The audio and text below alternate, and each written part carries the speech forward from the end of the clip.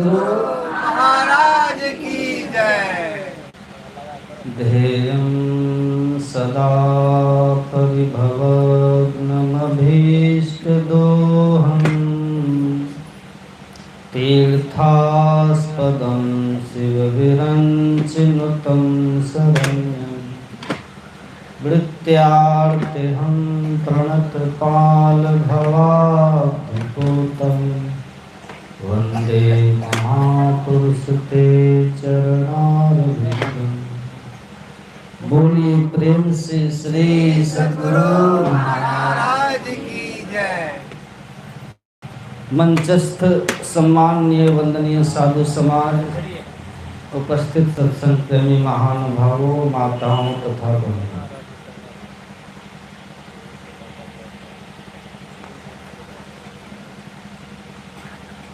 अभी संत तुलसीदास जी महाराज द्वारा रचित श्री रामचरितमानस का पाठ करके सुनाया गया। प्रसंग है उत्तर कांड का और उपदेश है मर्यादा पुरुषोत्तम भगवान श्री राम का। जिस तरह से यहाँ क्या नाम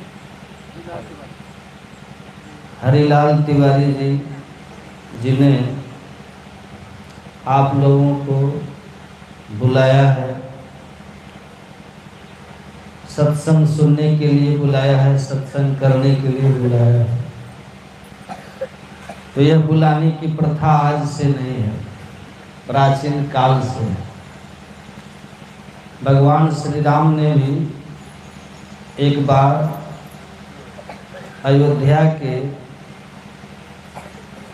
निवासियों को, जिसमें ब्राह्मण भी थे, साधु भी थे, क्षत्रिय भी थे, वैश्य भी थे, सब वर्णों के लोग थे, नारी वर्ग पुरुष वर्ग सबको बुलाया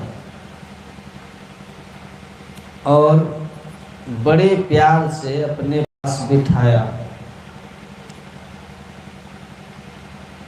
और बिठाकर उपदेश देने लगे। वह उपदेश क्या था? हे मेरे पूर्ववासियों, यदि आप लोग परलोक में सुख पाना चाहते हैं और इस लोक में भी सुख पाना चाहते हैं, तो मेरी बातों को सुने और उसे दृढ़ता पूर्वक हृदय में धारण करें। परलोक से तात्पर्य एक न एक दिन हम लोगों का यह शरीर समाप्त हो जाएगा और शरीर में रहने वाला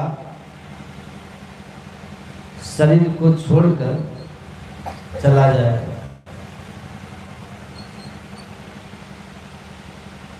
कहाँ जाएगा? कुछ पता है? शरीर छोड़कर शरीर में रहने वाला कहाँ जाएगा? कुछ पता है? यहाँ जितने सत्संगी भाई बहन बैठे, प्रवचन समाप्त होगा, आरती हो जाएगी और सब यहाँ से जाएंगे। यह पता सबको है कि यहाँ से हम लोगों को कहाँ जाना है। लेकिन जिस दिन हम दुनिया से जाएंगे, शरीर छोड़कर के जाएंगे, परिवार को छोड़कर जाएंगे, समाज को छोड़कर जाएंगे, सदा सदा के लिए जाएंगे, तो कहाँ जाएंगे? किसी को पता है? बोलिए ना। तो जाएंगे दो ही जगह। मैं आप लोगों को आज सत्संग में पता बताता हूँ ताकि आप लोगों का रास्ता बिल्कुल साफ दुरुस्त हो जाए। साधु महात्मा समाज में आते हैं अज्ञानी लोगों का रास्ता साफ करने के लिए। एक न एक दिन सबको जाना है, ये बिल्कुल पक्का है। कोई ये कह सकते हैं कि हमको नहीं जाना, गए कि नहीं? यहाँ आकर तो भगवान भी चले गए, नहीं गए? भगवान कृष्ण आए और वो भी शरीर छोड़कर गए। जो भी यहाँ आए, यहाँ आकर रहे न कोई। जो बड़े सुल्तान थे जा समाये खाक में, वो नवाबों खान थे। पाक जर्रे से जरे चमकते थे वर्कवश, सब तरह से पास जिसके ऐश के सामान थे। 4 दिन नौबत बजाकर अपने अपने चल लिए, चाहे बेईमान थे चाहे वो ईमान थे, सब गए।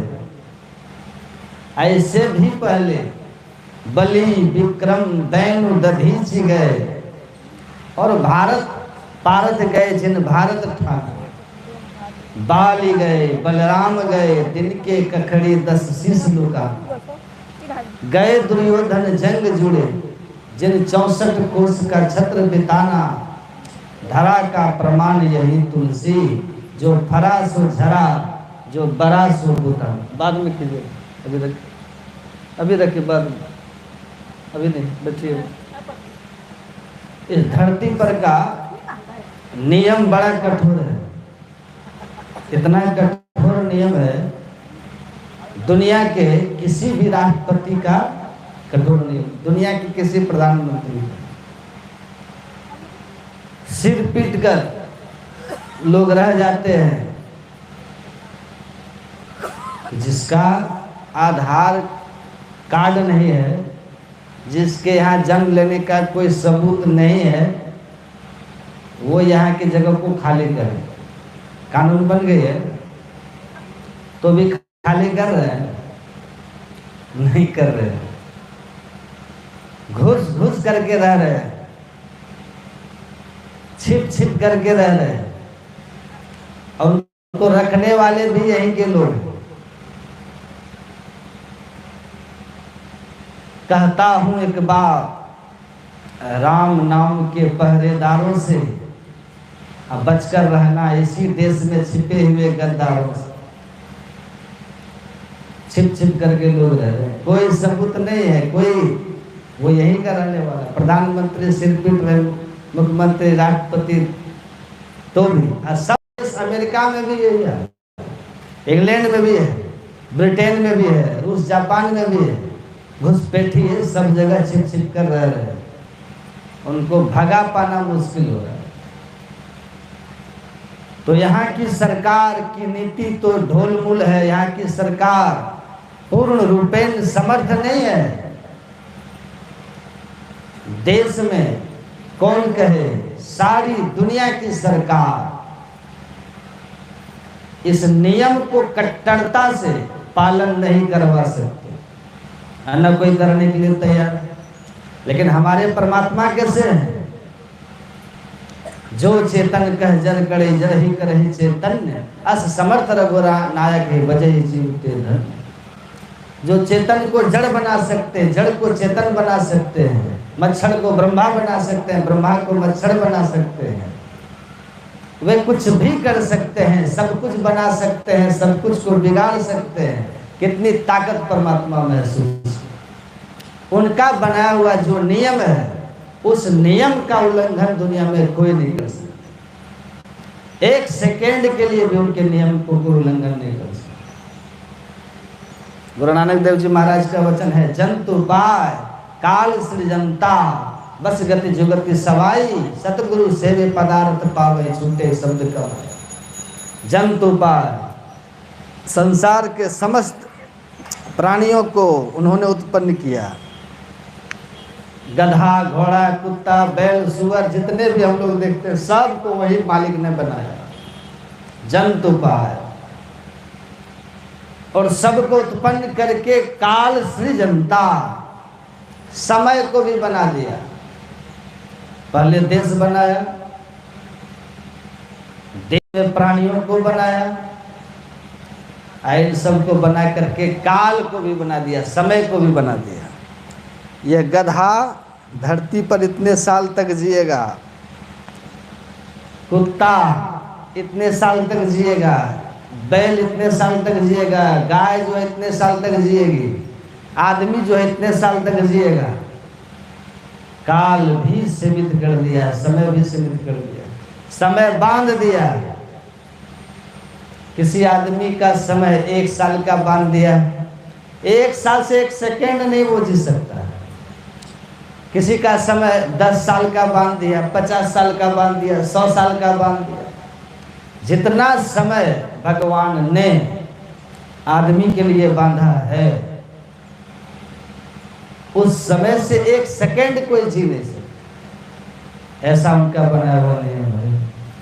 सारी दुनिया के राष्ट्रपति, प्रधानमंत्री, मुख्यमंत्री, सारे दुनिया के लोग आकर खड़े हो जाए कि हम इस आदमी को 1 साल और बचा लेंगे, ताकत नहीं। जब चाहेंगे तब मिटा देंगे, जिस क्षण चाहेंगे उस क्षण मिटा देंगे। ऐसे हमारे परमात्मा हैं। सबको डरना चाहिए उस परमात्मा से। उस परमात्मा का बनाया हुआ जो संविधान है, उस संविधान का अतिक्रमण, उल्लंघन कोई भी नहीं कर सकता, ब्रह्मा तक भी नहीं। ब्रह्मा जी से मिलने गुरु वशिष्ठ जी गए। ब्रह्मा जी ने कहा, कहाँ आए हो? आपसे मिलने आया हूं। जल्दी से भागो, जाओ यहां से, जाओ जाओ। कहाँ जाएं? कहा, जिस ब्रह्मांड में मैं अभी हूँ, जिस ब्रह्मांड का ब्रह्मा मैं हूँ, उस ब्रह्मांड का 1 क्षण में महाप्रलय होने वाला है, और उस ब्रह्मांड के साथ मेरा भी प्रलय होगा। यदि जान बचाना है तो इस ब्रह्मांड को छोड़कर दूसरे ब्रह्मांड में जाओ। जी जान लेकर के गुरु वशिष्ठ जी भागे और दूसरे ब्रह्मांड में चले। देखिए भगवान कैसे है, परमात्मा कैसे है कि ब्रह्मा तक को भी आर पार कर देते हैं। सब चले जाते हैं, यहाँ आकर रहे न कोई, सब चले जाते हैं। यहाँ का यही नियम बड़ा कठोर है। आए हैं सो जाएंगे, राजा रंग फकीर। नियम बड़ा सख्त है, सबको जाना है। और यह भी कोई नहीं कह सकते कि हम बुढ़ापे में ही जाएंगे। कोई बुढ़ापे का दावा नहीं कीजिएगा। न जवानी का दावा कर सकते हैं, न बाल्यावस्था का दावा कर सकते हैं। आएगी नोटिस, जमानत न होगा। अब पल्ले में घर कुछ अमानत न होगा, होकर के गैर तुम्हें चलना पड़ेगा। रेमन मुसाफिर निकलना पड़ेगा। मुसाफिर खाना में कब तक आप आदमी रहता है? अड्डा जमा कर मुसाफिर खाना में कोई रह ही नहीं सकता, वो तो थोड़ी देर ठहरने के लिए है। उसी तरह से हम लोगों का शरीर जो है जीव के रहने के लिए मुसाफिर खाना है। तन सराय में जीव मुसाफिर, काहे करत उन्माद रे। रेन बसेरा कर ले डेरा, चलत सवेरा ठा करे। एक आदमी ने पूछा एक महात्मा से, महाराज बचपन से महात्मा बने, क्या सीखे? तो महात्मा जी ने कहा, ज्यादा नहीं सीख पाए, बस 3 बात सीख पाए। कहा क्या सीखे? कहा कि ये कि एक दिन जाना है यहाँ। पहला, संत लोग इस बात को सीख लेते हैं, इसलिए कमर कस रखते हैं, तो जाना है। और दूसरी बात महात्मा ने कहा, यहाँ से सब कुछ छोड़ करके जाना है, कुछ साथ लेकर के नहीं जाना। इस बात का संतों को पक्का ज्ञान है, इसलिए ज्यादा झोला भरने का प्रयास संत लोग नहीं करते। और जमा करो, जमा करो, जमा करो, बेटा के लिए जमा करो, पोता के लिए जमा करो, परपोता के लिए जमा करो। अब बहुत लोग तो अपने मरने के बाद के लिए भी जमा करते हैं कि बेटा मुझे खूब बढ़िया से काशी में ले जाकर के चंदन की लकड़ी से और दुनिया भर का सामान लेकर के शरीर को जला, मरने के बाद के लिए भी आदमी सोच रहा है,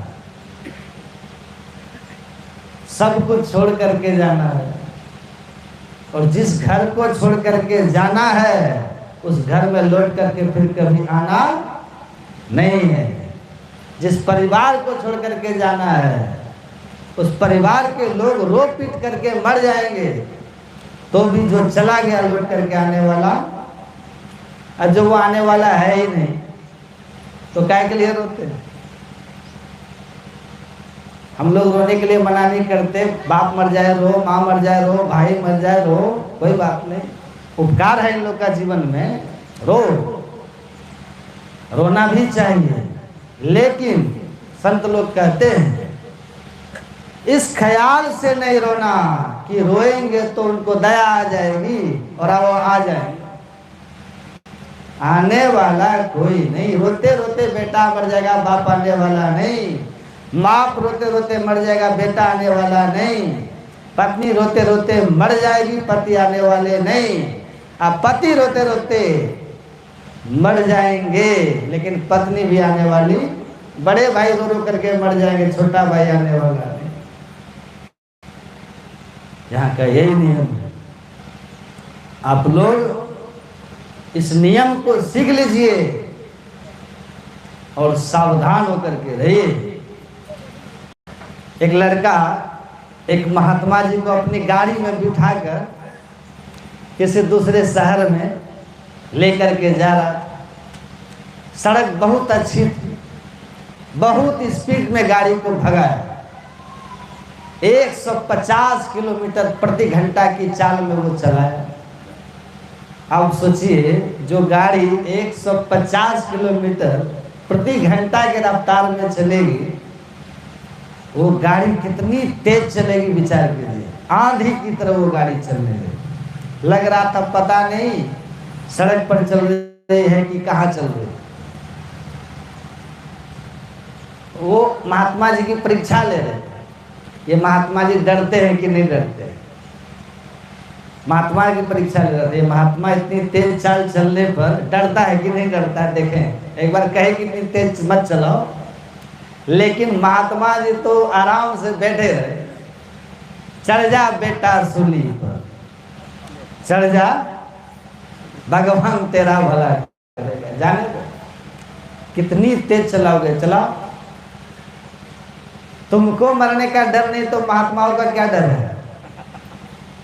थोड़ी देर के बाद स्पीड को कम किया और वो कहने लगा, ड्राइवर महाराज जी आपको डर नहीं लग रहा है। महात्मा ने कहा किसका डर लगेगा, मरने का।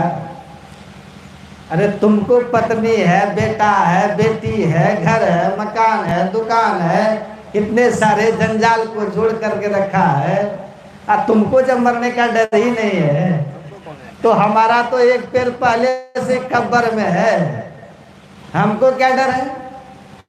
हमारे तो आगे ना पीछे पगा, कौन है हमारा आगे पीछे रोने वाला। हम तो बिल्कुल तैयार बैठे हैं। आए कोई लेकर जाने के लिए तो मैं फांद करके उसके कंधे पे चढ़ जाऊं, आए तो कोई लेने। संत तो बिल्कुल तैयार बैठते रहते हैं। आप लोग तो ये भी कहेंगे थोड़ा सा बेटे की शादी कर लेता हूँ फिर जाऊंगा, लड़की की शादी करके जाऊंगा, घर मकान बना करके जाऊंगा। महात्मा तो सब कर चुके हैं, तैयार बैठे हैं। आए ले जाओ, 10 कदम आगे फांद कर पीछे से बुला के चल मेरे पीछे।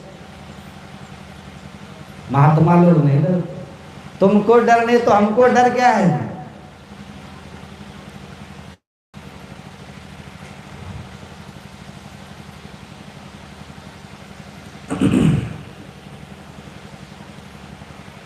तो यह बिल्कुल सत्य और दुरुस्त बात यही है कि यहां से एक दिन जाना है, सब कुछ छोड़ करके जाना है। लेकिन एक ही बात का पता नहीं है कि जाना कहां है। बिल्कुल पता है और जाना कहां है, लेकिन संतों को पता है।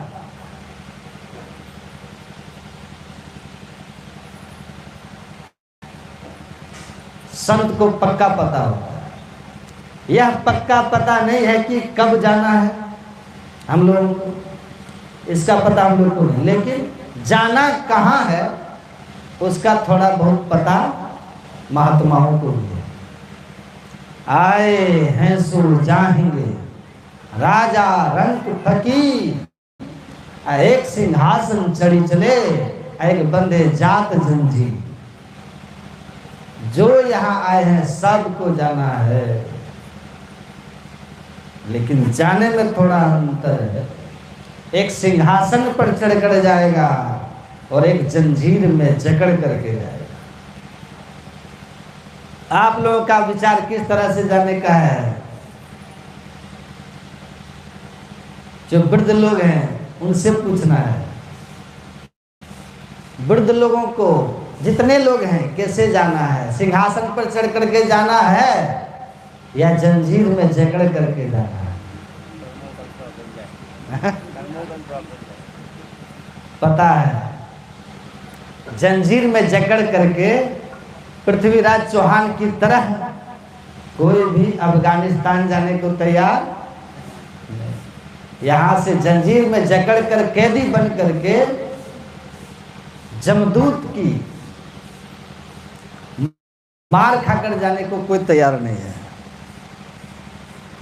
इसलिए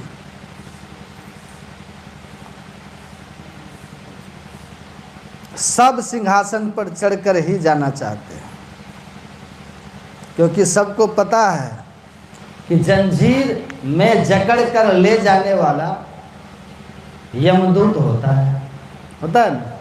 यहाँ से हम लोगों को ले जाने के लिए दो में से एक आदमी आएंगे, एक तो जमदूत आएंगे और दूसरा देवदूत आएंगे। जमदूत किसको लेने आएंगे? एक तो अंधेरी कोठरी ताम दिया न बाती हो, अब बहिया पकड़ जम ले चले कोई संग न साथी। आंख बंद करके आप लोग थोड़ा देखिए, घोर अंधकार अंदर में है। और ये घोर अंधकार कहाँ है? शरीर के पिंड भाग में है। आंख से नीचे के भाग पिंड कहलाता है और आंख से ऊपर का भाग ब्रह्मांड कहलाता है। अब पिंड ब्रह्मांड का जहां से विभाजन हुआ है वह शरीर का मध्य भाग है। तो जो जीव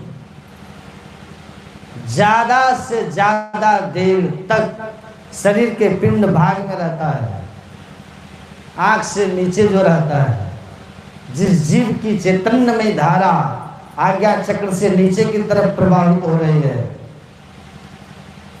वह पिंड में आबद्ध अज्ञानी जीव देह त्याग करके यमदूत के हाथ में पड़ करके घोर नरक में जाएगा, अपराधी बन करके जाएगा।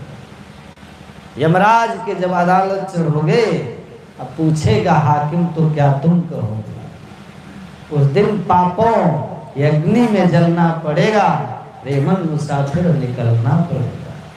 मेरी मत मान, यमराज तो मनाएगा, तेरी करनी का दंड तुझे मार कर भुगताएगा। घोर नरक कष्ट सहना पड़ेगा, रेमन मुसाफिर निकलना पड़ेगा। अधो गच्छन्ति तामसाः, भगवान श्री कृष्ण ने कहा शरीर के निचले भाग में रहने वाले जीव तमस प्रधान लोक में जाएगा, अंधकारमय लोक में जाएगा। अंधकारमय लोक को ही नरक कहते हैं। आप लोग घर में पूजा पाठ करवाते होंगे, अभी सत्यनारायण भगवान का पूजा होगा। जब देव कर्म होता है तब यजमान को या तो पूरब मुंह बिठाता है या उत्तर मुंह बिठाता है। जब पितृ कर्म होता है तो यजमान को दक्षिण मुंह बिठाता है। ये दक्षिण क्या है? दक्षिण दिशा को समझिए, एक उत्तर दिशा है जिसको उत्तरायण भी कहते हैं, एक दक्षिण दिशा है जिसको दक्षिणायन कहते हैं। गीता में कहा दक्षिणायन में देह का त्याग करने वाला निकृष्ट योनियों में जाता है, अधोगच्छति। और उत्तरायण में देह का त्याग करने वाले वो उत्कृष्ट गति को प्राप्त करते हैं, सदगति को प्राप्त करते हैं। ये उत्तरायण और दक्षिणायन क्या है? उत्तर कहते हैं ऊपर वाले भाग को, अंतिम भाग को। इस शरीर का ऊपर वाला भाग क्या है? शरीर का ऊपर वाला भाग ब्रह्मांड है, जो भजन के द्वारा अपनी वृत्ति को 9 द्वारों से निकालकर, पिंड से निकालकर ब्रह्मांड में पहुंचा दिया, 10वां द्वार में प्रवेश करा दिया। वो जो देह का त्याग करेगा तो संसार के दुखों से उत्तीर्ण हो जाएगा। ये उत्तर दिशा जीव को उत्तीर्ण कर देने वाली दिशा है, जीव का कल्याण कर देने वाली दिशा है। और उसी का उल्टा दक्षिण दिशा है। उत्तर दिशा उत्तीर्ण कर देने वाली दिशा है और दक्षिण दिशा बांध देने वाली दिशा है, बंधन में डाल देने वाली दिशा है। तो शरीर के पिंड भाग में रहते हुए जो देह का त्याग करेंगे तो वो दुर्गति को प्राप्त करेंगे। लेकिन बहुत सत्संगी लोग यहाँ बैठे हैं, दीक्षा ले रखे होंगे, ध्यान भजन भी थोड़ा बहुत करते ही होंगे, लेकिन अंधकार तो सामने से हट नहीं रहा है। तो सत्संगी बनने का फायदा क्या हुआ? गुरु से दीक्षा लेने का फायदा क्या हुआ? फायदा यही हुआ, सुनिए, कि हम तो उत्तीर्ण नहीं हो पाए हैं, से उत्तीर्ण हो चुके हैं। हमारे सद्गुरु महाराज पूर्ण संत हैं, संसार सागर से उत्तीर्ण हैं, उत्तीर्ण हो चुके हैं। ऐसे संसार सागर से उत्तीर्ण सद्गुरु से हम लोगों ने संसार सागर से उत्तीर्ण करा देने वाला ज्ञान प्राप्त किया है। पहुंचे हुए सब सद्गुरु का ज्ञान भी यदि कोई प्राप्त कर ले तो मरने के बाद दुर्गति में नहीं जाएगा। बोलिए श्री सद्गुरु महाराज की। क्योंकि गीता में है भगवान का वचन, नेहा विक्रम ना स्वस्ति प्रत्यवायोर न विद्यते स्वल्पमभ्यस्य धर्मस्य त्रायते महतो भया। नेहा विक्रम ना स्वस्ति। नेह कहते हैं प्रेम, किसको कहते हैं? जो थोड़ा बहुत भी मनुष्य जीवन प्राप्त करके गुरु से प्रेम कर लिया। अभी आप लोग यहाँ बैठे हैं ना, ऐसे थोड़े बैठे हैं, कुछ न कुछ परमात्मा से प्रेम है, गुरु से प्रेम है, कुछ न कुछ सत्संग से भी प्रेम है। उसी प्रेम के कारण थोड़ी देर यहाँ करके बैठ गए। भगवान कृष्ण का वचन है, इस क्रम का नाश नहीं होता। सोचिए, आप लोग किसी सरोवर में या पोखर में या किसी नदी में एक पत्थर का टुकड़ा फेंकिए, ध्यान से सुनिएगा। जैसे पत्थर का टुकड़ा पानी में जाएगा, पानी पर गिरेगा तो पानी में एक तरंग उठेगा। देखिएगा, पानी में तरंग उठेगा और वो तरंग तरंगित होता हुआ कहाँ जाएगा? किनारे की तरफ जाएगा। तरंग उठकर किनारे की तरफ बढ़ता है और बिल्कुल किनारे पर पहुंचकर जहां जल नहीं है वहां शांत होगा। तरंग जब भी उठेगा तो किनारे पर ही शांत होगा, बीच में शांत नहीं हो सकता। छोटा सा पत्थर फेंकिएगा तो छोटा तरंग उठेगा, वो देर से किनारे पर पहुंचेगा। कुछ बड़ा पत्थर फेंकिएगा, कुछ तेज तरंग उठेगा, कुछ देर से किनारे पर पहुंचेगा। अब बहुत बड़ा पत्थर फेंकिएगा बहुत तेज तरंग उठेगा और वो तेज तरंग जल्दी से किनारे पर पहुंच जाएगी। उसी तरह से साधारण प्रेम यदि आपके दिल में है, परमात्मा के प्रति, भगवान के प्रति, गुरु महाराज के प्रति साधारण प्रेम भी है। सूचना दिया है कि बाबा आ रहे हैं, थोड़ा देर सत्संग होगा, आ गए हम, और आने के बाद सुन भी रहे हैं, और यहां से सुनकर सब लोग घर चले जाएंगे। और जो पहले से ही घर के धंधों में लगे हैं, फिर उसी तरह से आप लोग भी लग जाएंगे। इसको संत लोग थोड़ा प्रेम करते हैं, थोड़ा सा आए, सुने और चले गए, फिर धंधा में जाके लग गए।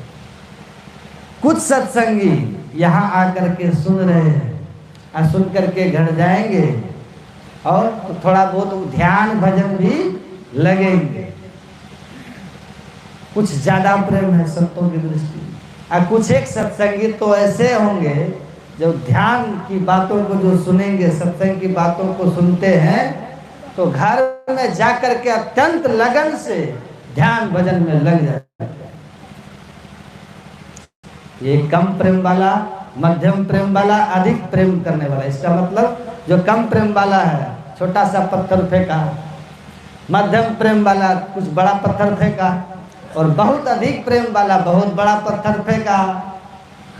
तो जो बहुत लगन से भजन करेगा, यहाँ की बातों को सुनकर बहुत लगन लगा करके ध्यान करेंगे, तो बहुत जल्दी किनारे लग जाएंगे, बहुत जल्दी भवसागर से पार हो जाएंगे। जो कुछ कम लगन से भजन ध्यान करेंगे, तो कुछ देर से किनारे लगेंगे। और जो बहुत धीरे धीरे धीरे रे मना इस तरह से भजन करेंगे, तो बहुत देर से किनारे लगेंगे। समझ में आ रहा है? लोड ले रहा है दिमाग में? आप लोग ट्रेन में बैठे हैं कि नहीं? ट्रेन यदि बढ़िया स्पीड में चलती रहती है तो यात्री को बड़ी खुशी होती है, नहीं? ट्रेन बहुत तेज गति से जा रही है, चल रही है, समय पर पहुंचा देगी, जल्दी पहुंचा देगी। और ट्रेन की स्पीड कम हो जाती है, धीरे धीरे जब चलती है, तो यात्री को अच्छा लगता है कि बहुत देर लगाएगी ट्रेन। और यदि ट्रेन 2-2 घंटे 3-3 घंटे रुक रुक करके चले, तब तो आप बोर हो जाएंगे, पता नहीं कब पहुंचाएगा। और ट्रेन चले ही नहीं, तब परेशान हो जाए, देखेगा कि ट्रेन अब कैंसिल हो रही है, अपना बैग लेके घर चले जाएंगे। उसी तरह से जो मन लगा करके, तन लगा करके, धन लगा करके, प्राण लगा करके, जी जान लगा करके मनुष्य जीवन प्राप्त करके ध्यान में लग जाते हैं, उनका हौसला बुलंद हो जाता है। हम बहुत जल्दी पार हो जाएंगे, बहुत जल्दी किनारे लग जाएंगे। जो थोड़ा कम प्रेम करेंगे, घंटे 2 घंटे भजन करके संतुष्ट हो जाएंगे, उनको समय लगेगा। जो केवल दीक्षा लिया, थोड़ा बैठे, उनको तो बहुत समय लगेगा। जिनको तो रास्ते का पता ही नहीं, वो रास्ता बताने वाला भी नहीं मिला, रास्ता बताने वाले पास गए ही नहीं है, यदि कभी जाते भी हैं तो सुनता ही नहीं है, दिमाग में कुछ घुसता ही नहीं है, और सत्संग में घुस करके बैठ जाता है, थोड़ा सुन के चल देता है। तो ऐसे लोगों की तो गाड़ी कैंसिल हो जाए, उसका हौसला पस्त हो जाए। आए हैं सो जाएंगे, राजा रंग फकीर। जाना पड़े, कहाँ जाना है? आप लोग को दुख में जाने का विचार है कि सुख में जाने का विचार है? तो सब कहेंगे विचार तो है सुख में जाने का। तो भगवान कहते हैं यदि यहाँ से जाने के बाद सुख में जाना चाहते हो, वहां जाना चाहते हो जहां दुख होता ही नहीं। कहाँ उस देश की बतिया जहां नहीं होत दिन रतिया। न दिन है न रात है, न सूर्य है न चंद्रमा है, न ताप है न पाप है न पुण्य है, जहां केवल आनंद ही आनंद है। यदि वहां जाना चाहते हैं, सखिया हुआ घर सबसे न्यारा, जहां पूर्ण पुरुष हमारा है। बच्चा हट, जहां नहीं सुख दुख साच झूठ नहीं, पाप न पुण्य पसारा, नहीं दिन रैन चंद नहीं सूरज, बिना ज्योति उजिया। नहीं सुन रहा है? वह स्थान आपके अंदर में है, बड़ा विलक्षण है। बीच में डिस्टर्ब कर दे, हटो यार, जाओ, होने का नहीं डिस्टर्ब करे। बैठना तो शांति से बैठो, चलो हटो।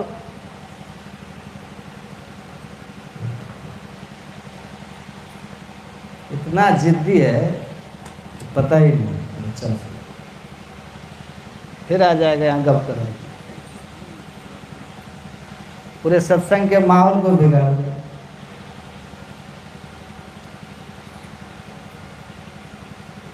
बोलिए श्री सद्गुरु महाराज की जय। क्या कह रहे थे? हाँ?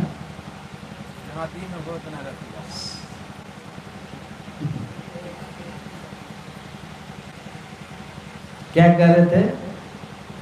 हम भी बोल रहे। हाँ? जाना है। हाँ। और कहाँ जाना है, कैसे जाना है, भगवान श्री राम ने वही बताया। ध्यान से सुनिए। जौं परलोक यहाँ सुख चरहु, सुनि मम बचन हृदय दृढ़ गहु। यदि परलोक में जाना चाहते हो, सुखमय लोक में जाना चाहते हो, आनंदमय लोक में जाना चाहते हो, जहां दुख है ही नहीं, वहां जाना चाहते हो, तो संतों की बात को सुनो। भगवान कहते हैं एक परलोक का शरीर छोड़ने के बाद जहां जीव जाता है, और दूसरा परलोक का अर्थ होता है जहां जाकर लौट कर ये जीव दुख में संसार में नहीं आता है, उसी को मोक्ष धाम कहते हैं। यद्गत्वा निवर्तन्ते तद्धाम परमं धाम। जहां जाकर इस जीव को दुख में संसार में लौट करके आना नहीं होता। हे अर्जुन, वही मेरा परम धाम। एक परलोक तो वो है। इस चौपाई का एक अर्थ इस तरह से भी हो सकता है, जौं परलोक यहाँ सुख चरहु। यदि परलोक का सुख यही तुम प्राप्त कर लेना चाहते हो, स्वर्ग में जो सुख होता है वह सुख यदि तुम यही प्राप्त कर लेना चाहते हो, वैकुंठ में जो सुख होता है वो सुख यदि तुम यही प्राप्त कर लेना चाहते हो, मोक्ष का सुख यदि तुम यही प्राप्त कर लेना चाहते हो, इसी देश इसी दुनिया में रहते रहते, तो मेरी बातों को सुनो, उसे दृढ़ता से धारण करो। भगवान की बात कौन सी है सुनिएगा। सुलभ सुखद मार्ग यह भाई, अब भक्ति मौन पुराण श्रुति गाय। हे भाई, वह है हमारी भक्ति। भगवान कहते हैं वह है भक्ति का मार्ग। जो हमारी भक्ति का मार्ग पकड़ लेगा, जो भक्ति का रास्ता पकड़ लेगा, वह इसी शरीर से मोक्ष सुख को प्राप्त कर लेगा, स्वर्ग वैकुंठ का सुख प्राप्त कर लेगा इसी शरीर से। हमारे गुरु महाराज शरीर में थे ना, क्या कमी थी इनके जीवन में? बोलिए। जिन्होंने देखा है सत्संगी भाई बहन, खेत में जो सबसे बढ़िया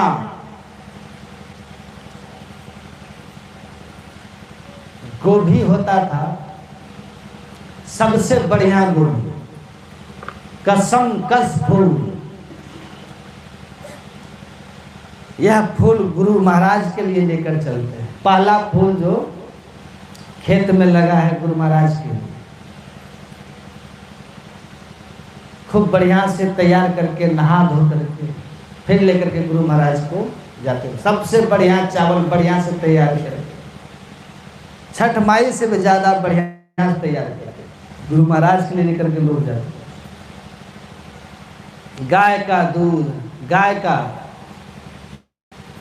घी, पेड़ा खूब बढ़िया से बनाकर हाथ जोड़े लोग खड़े रहते थे गुरु महाराज के पास, संसार का सारा संसाधन लेकर के गुरु महाराज नजर उठा करके भी नहीं देखते, ध्यान में मग्न रहते।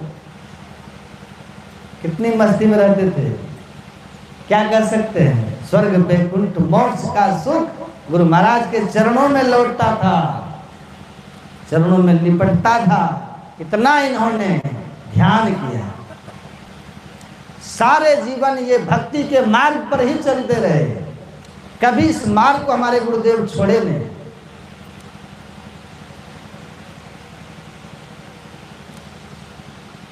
कभी इस मार्ग को नहीं छोड़े।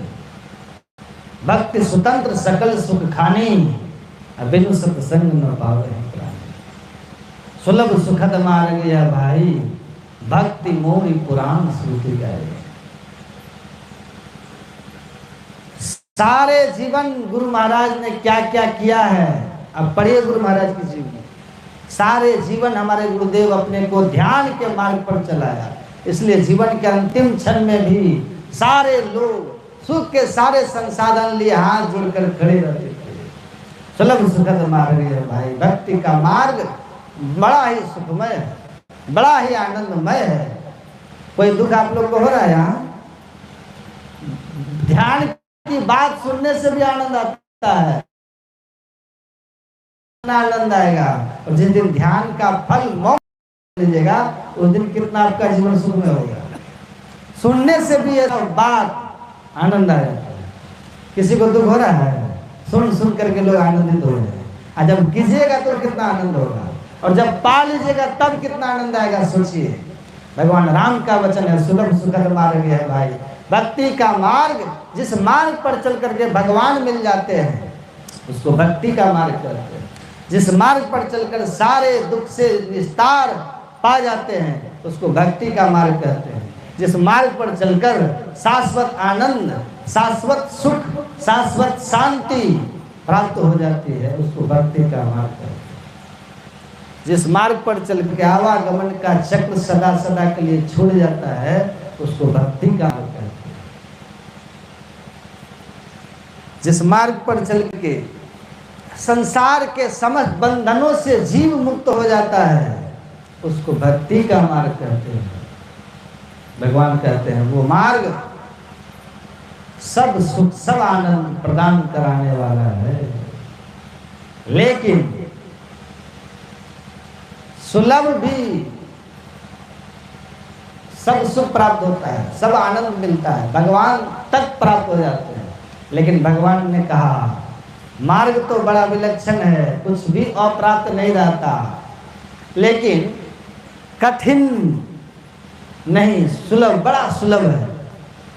सब जाति के लोग, सब संप्रदाय के लोग, सब अवस्था के लोग, बच्चे, बूढ़े, स्त्री, पुरुष, सब कोई कर सकते हैं। ब्राह्मण से लेकर कसाई तक सब कर सकते हैं, सब चल सकते हैं। ऐसा भक्ति का मार्ग है। जितने मनुष्य तनधारी हैं प्रभु भक्ति कर सकते हैं, सभी सब इस मार्ग पर चल सकते। इतना सुलभ है। और जो चलेंगे कहते हैं सुखद, वो मार्ग सुख देने वाला है। भक्ति का मार्ग सुख देने वाला मार्ग। धरती पर 3 मार्ग है, थल मार्ग, जल मार्ग, वायु मार्ग। जमीन पर चलते चलते आदमी उड़ जाता है, सोचता अब कब तक। समुद्री जहाज में बैठकर चलने वाले, नाव में बैठकर चलने वाला आदमी भी उब जाता है, सोचता जल्दी से किनारे पर पहुंच जाए। हवाई जहाज पर चलने वाले भी 2-3 घंटे में उब जाते हैं कि कब तक पहुंच जाए, कब पहुंच जाए। सब मार्ग पर चलने वाले को मन में उबन होती है, जल्दी पहुंच जाए, भीतर ही भीतर बोर होने लग जाते हैं। लेकिन भक्ति का मार्ग ऐसा है, गुरु महाराज कहते चलत पंथ सुख हो तो महा है जहां अधर झरते। भक्ति का मार्ग ऐसा मार्ग है, इतना सुखमय है कि जैसे यात्रा शुरू करेंगे दुख मिटना शुरू हो जाता है और सुख मिलना शुरू हो जाता है। ऐसा ये मार्ग भक्ति का मार्ग है, सुलभ सुखद मार्ग है। भक्ति का मार्ग सुलभ भी है, सुखद भी है, लेकिन वो मार्ग कहाँ से पकड़ा जाता है? कहाँ से भक्ति मार्ग को पकड़ेंगे? रास्ता का ज्ञान, मार्ग का ज्ञान तो संत से न मिलेगा। संत सदगुरु के पास आएंगे वो मार्ग बता देंगे। दाता सदगुरु धन धन जो राह लखा देते। भक्ति का मार्ग कहाँ से आरंभ हुआ, उसका अंत कहाँ है, तो संत सदगुरु ये बता देते हैं। लेकिन चलना पड़ेगा हम लोगों को। गुरु महाराज कहते थे रास्ता का एक छोर यात्री के साथ होता है और दूसरा छोर मंजिल होता है। तो भक्ति के मार्ग का पहला छोर जहाँ ये जीव है, अंदर में बैठा हुआ है, वहीं से है, और दूसरा छोर परमात्मा है। भक्ति के मार्ग का दूसरा छोर परमात्मा, जीव का मंजिल परमात्मा है। परमात्मा को प्राप्त किए बगैर जीव के जन्म मरण का चक्र छूट नहीं सकता। परमात्मा दर्शन हो गया, देखत ही देखते भयो निहाला, जन्म मरण दुख जाई, जीव जन्म मरण के दुख से निस्तार हो जाता है। तो दूसरा छोर मंजिल है, परमात्मा है, परमात्मा का दर्शन है। और पहला छोर जहाँ से यात्रा शुरू होगी, जहाँ जीव बैठा हुआ है। जीव कहाँ बैठा है? शरीर 3.5 हाथ का है, शरीर के भीतर जीव कहाँ बैठा हुआ है? जीव का जागृत अवस्था में बासा कहाँ है? बैठने की जगह आज्ञा चक्र में है। दोनों आंखों के मध्य मुकाबले जीव का निवास है, वहीं से रास्ता है। उसी रास्ता को सूफी संत ने सहरग बताया। रास्ता सहरग में है दिलबर पे जाने के लिए। और हमारे गुरुदेव ने भी लिखा है, ज्योतिनाद का मार्ग बना है, धरा जाए तिल से, लो धर जतन करो दिल से। आज्ञा चक्र में वो रास्ता, 10वां द्वार से, बिंदु से, सुषुम्ना से, वहीं पर हम लोग बैठे हुए। यहीं से रास्ता का आरंभ है। जैसे बाहर में रास्ता दिखता है ना, हम रास्ते पर चलते हैं, रास्ता दिखेगा नहीं तो गड्ढा में गिर जाएंगे, टक्कर खा जाएंगे, भटक भी जाएंगे। रास्ता दिखता है तब यात्री चलता है। उसी तरह से भीतर में भी जब रास्ता दिखता है तब उस भीतर के रास्ते पर ये चेतन चलता है। तो भीतर का रास्ता 9 द्वार में नहीं दिखेगा, भीतर का रास्ता 10वां द्वार से दिखना शुरू होता है। हंसादित्य पथे यान्ति, भगवान बुद्ध का वचन है। हंस सूर्य के रास्ते पर चलता है। यह जीव रूपी हंस प्रकाश के सहारे अंदर के रास्ते पर चलता है। अंदर में अज्ञान चक्र से प्रकाश का आरंभ हुआ है और उस प्रकाश के सहारे वो चलता है। अनेक तरह के प्रकाशों का दर्शन करता हुआ आगे बढ़ता जाता है। तारा, चंदा, सूर्य, पूरा नूर तजी शब्द ही रलो। अनेक प्रकाश के प्रकाशों का दर्शन करता हुआ बहुत दूर तक प्रकाश ही प्रकाश में ये चेतन चलता है। और उसके बाद प्रकाश गौण हो जाता है, शब्द प्रबल हो जाता है। होत नाद अति घोर शोर को, अरे हारे में ही महानगाड़ा भजन, प्रचंड शब्द का मंडल आरंभ हो जाता है। उस शब्द को सुनता हुआ अंदर के एक केंद्र से दूसरे केंद्र की ओर जाता हुआ बढ़ते बढ़ते बढ़ते वह शब्द जहां से प्रकट हुआ है, प्रकट करने वाले परमात्मा में जाकर स्वयं विलीन हो जाता है। और शब्द को सुनने वाला जो चेतन है उसको भी विलीन करा देता है। शब्द सिंह में जाए सिरानी, मुक्ति द्वार खिड़की नियरानी। शब्द परमात्मा रूपी समुद्र में जाकर के विलीन हो जाता है। और उस शब्द को सुनने वाला जो चेतन है, सूरत है, वो भी उसी में जाकर के विलीन हो जाता है। सार शब्द ध्वनि संग सूरत हो अकह में लेनी, अध्वनि शब्द अनाम परम पद गति की देनी। द्वंद द्वैत सौ रहित सो प्रभु पद पाई के, अरे हारे में ही सूरत न लोटे बहुरी न जन्मे आए के। हम प्रभु प्रभु हम एक ही होई, द्वंद द्वैत रहे नहीं कोई, मैं ही ऐसी आरती कीजे भव मह जन्म बहुरी नहीं लीजिए। यदि परलोक का आनंद इसी जीवन में आप प्राप्त कर लेना चाहते हैं, संत मत का जो भक्ति का मार्ग है, उस मार्ग को सच्चे सद्गुरु से जान करके जल्दी से जल्दी पकड़ लीजिए। जो मार्ग की जानकारी रखने वाले सत्संगी हैं, केवल सुनते ही मत रह जाइए, करने में लग जाइए। सुनाने के लिए बहुत बात है, सुनने के लिए भी बहुत बात है, करिएगा तो जितना मैंने अभी सुनाया उतने से भी आपका कल्याण हो सकता है ना, उतने से भी हो सकता है।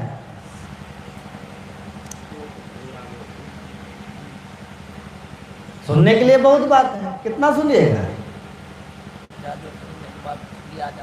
हाँ, राजा परीक्षित वन में शिकार खेलने के लिए गए, प्यास उनको लग गई, तो उन्होंने समीक मुनि के आश्रम पर चले गए। तो समीक मुनि समाधि में बैठे हुए थे, ध्यान मग्न थे, ध्यानस्थ थे, समाधिस्थ थे समीक मुनि। और देखिए, जब कोई समाधि में रहते हैं ना, तो क्या होता है, उनकी स्थिति कैसी होती है। जब कोई समाधि में होते हैं तो उनकी स्थिति कैसी होती है। हाँ,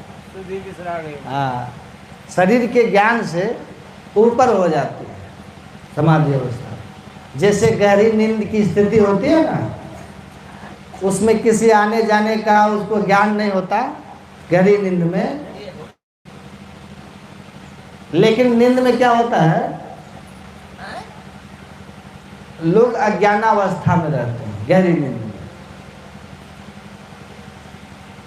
पर समाधि की जो स्थिति होती है वो कैसी होती है, बाहर संसार का तो ज्ञान उसे नहीं होता, लेकिन उसको अपने अंदर में आत्मा का ज्ञान और परमात्मा का ज्ञान जरूर रहता है।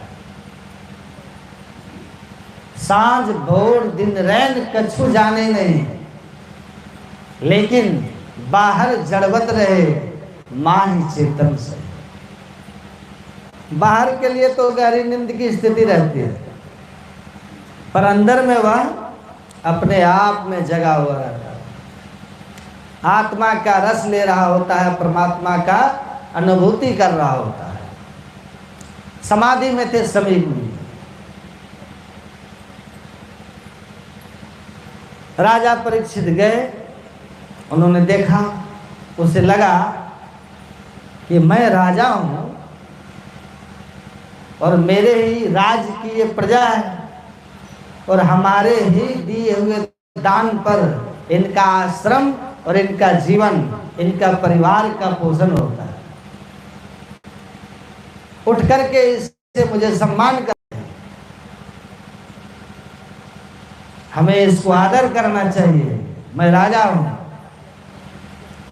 लेकिन ये आंख बंद किए बैठा हुआ है, और उनको क्या पता कि कौन आए क्या।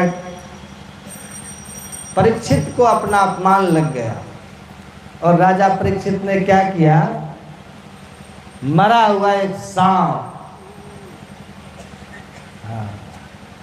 उठा करके उनके गले में डाल दिया और डाल करके वहां से चल दिया परीक्षित।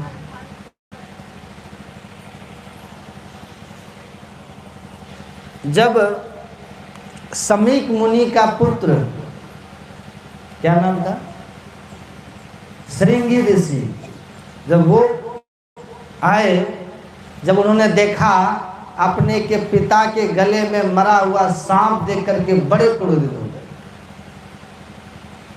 बहुत क्रोधित हुए। अब वे भी बड़े तपस्वी थे, पिता अभी भी समाधि में थे।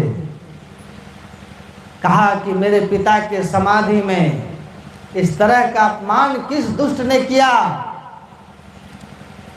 आसपास के आश्रमों से श्रृंगी को पता चला कि राजा परीक्षित ने किया।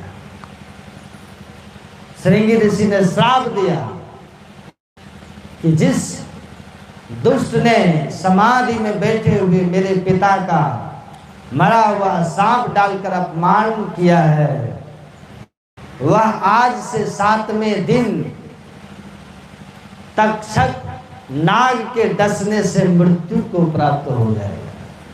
श्राप दे दिया और ये बात राजा परीक्षित तक पहुंच गया।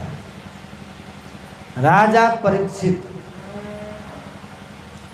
के सिर पर कलयुग सवार था। और कलयुग क्यों सवार था, थोड़ा सा सुनिए कि जब कलिकाल का प्रवेश हो रहा था, परीक्षित के समय में ही हो रहा था कलयुग का प्रवेश, तो परीक्षित ने कलयुग को रोका, ठहरो, प्रवेश करने से रोका। तो कलयुग ने कहा कि मेरा समय आ गया है, मुझे आप रोक नहीं सकते, मेरे निवास का स्थान बताओ। तो परीक्षित ने कहा कि ठीक है, तुम आ रहे हो, आ गए हो, लेकिन मैं तुम्हें सब जगह रहने का स्थान नहीं दूंगा। तो कहा ठीक है, बताइए मैं कहाँ कहाँ रहूं। तो पहला स्थान बताया कि आप शराब खाने में रहिए, नशा में रहिए। जो कोई शराब खाना जाए, जो कोई शराब पिए, आप उसको पकड़ लीजिए, उसमें जाके प्रवेश कीजिए, उसके द्वारा उसके घर में प्रवेश कीजिए। और फिर कलयुग का क्या अर्थ होता है पता है? कलयुग मतलब कली युग, कली मतलब कलह, कलह, लड़ाई झगड़ा, ये कलयुग का स्वभाव है। तो जब शराब पी करके कोई घर में आता है तो कलह होता है कि नहीं होता है? होता है ना। अब शराब बिहार में बंद है, अब फिर भी पीने वाला हमको मिल जाते हैं, आदत है ना, महंगा मिलता है फिर भी पीने वाला पी लेते हैं, फिर भी पी लेते हैं। कहते हैं आपको भगवान मिल जाता है तो हमको शराब नहीं मिलेंगे।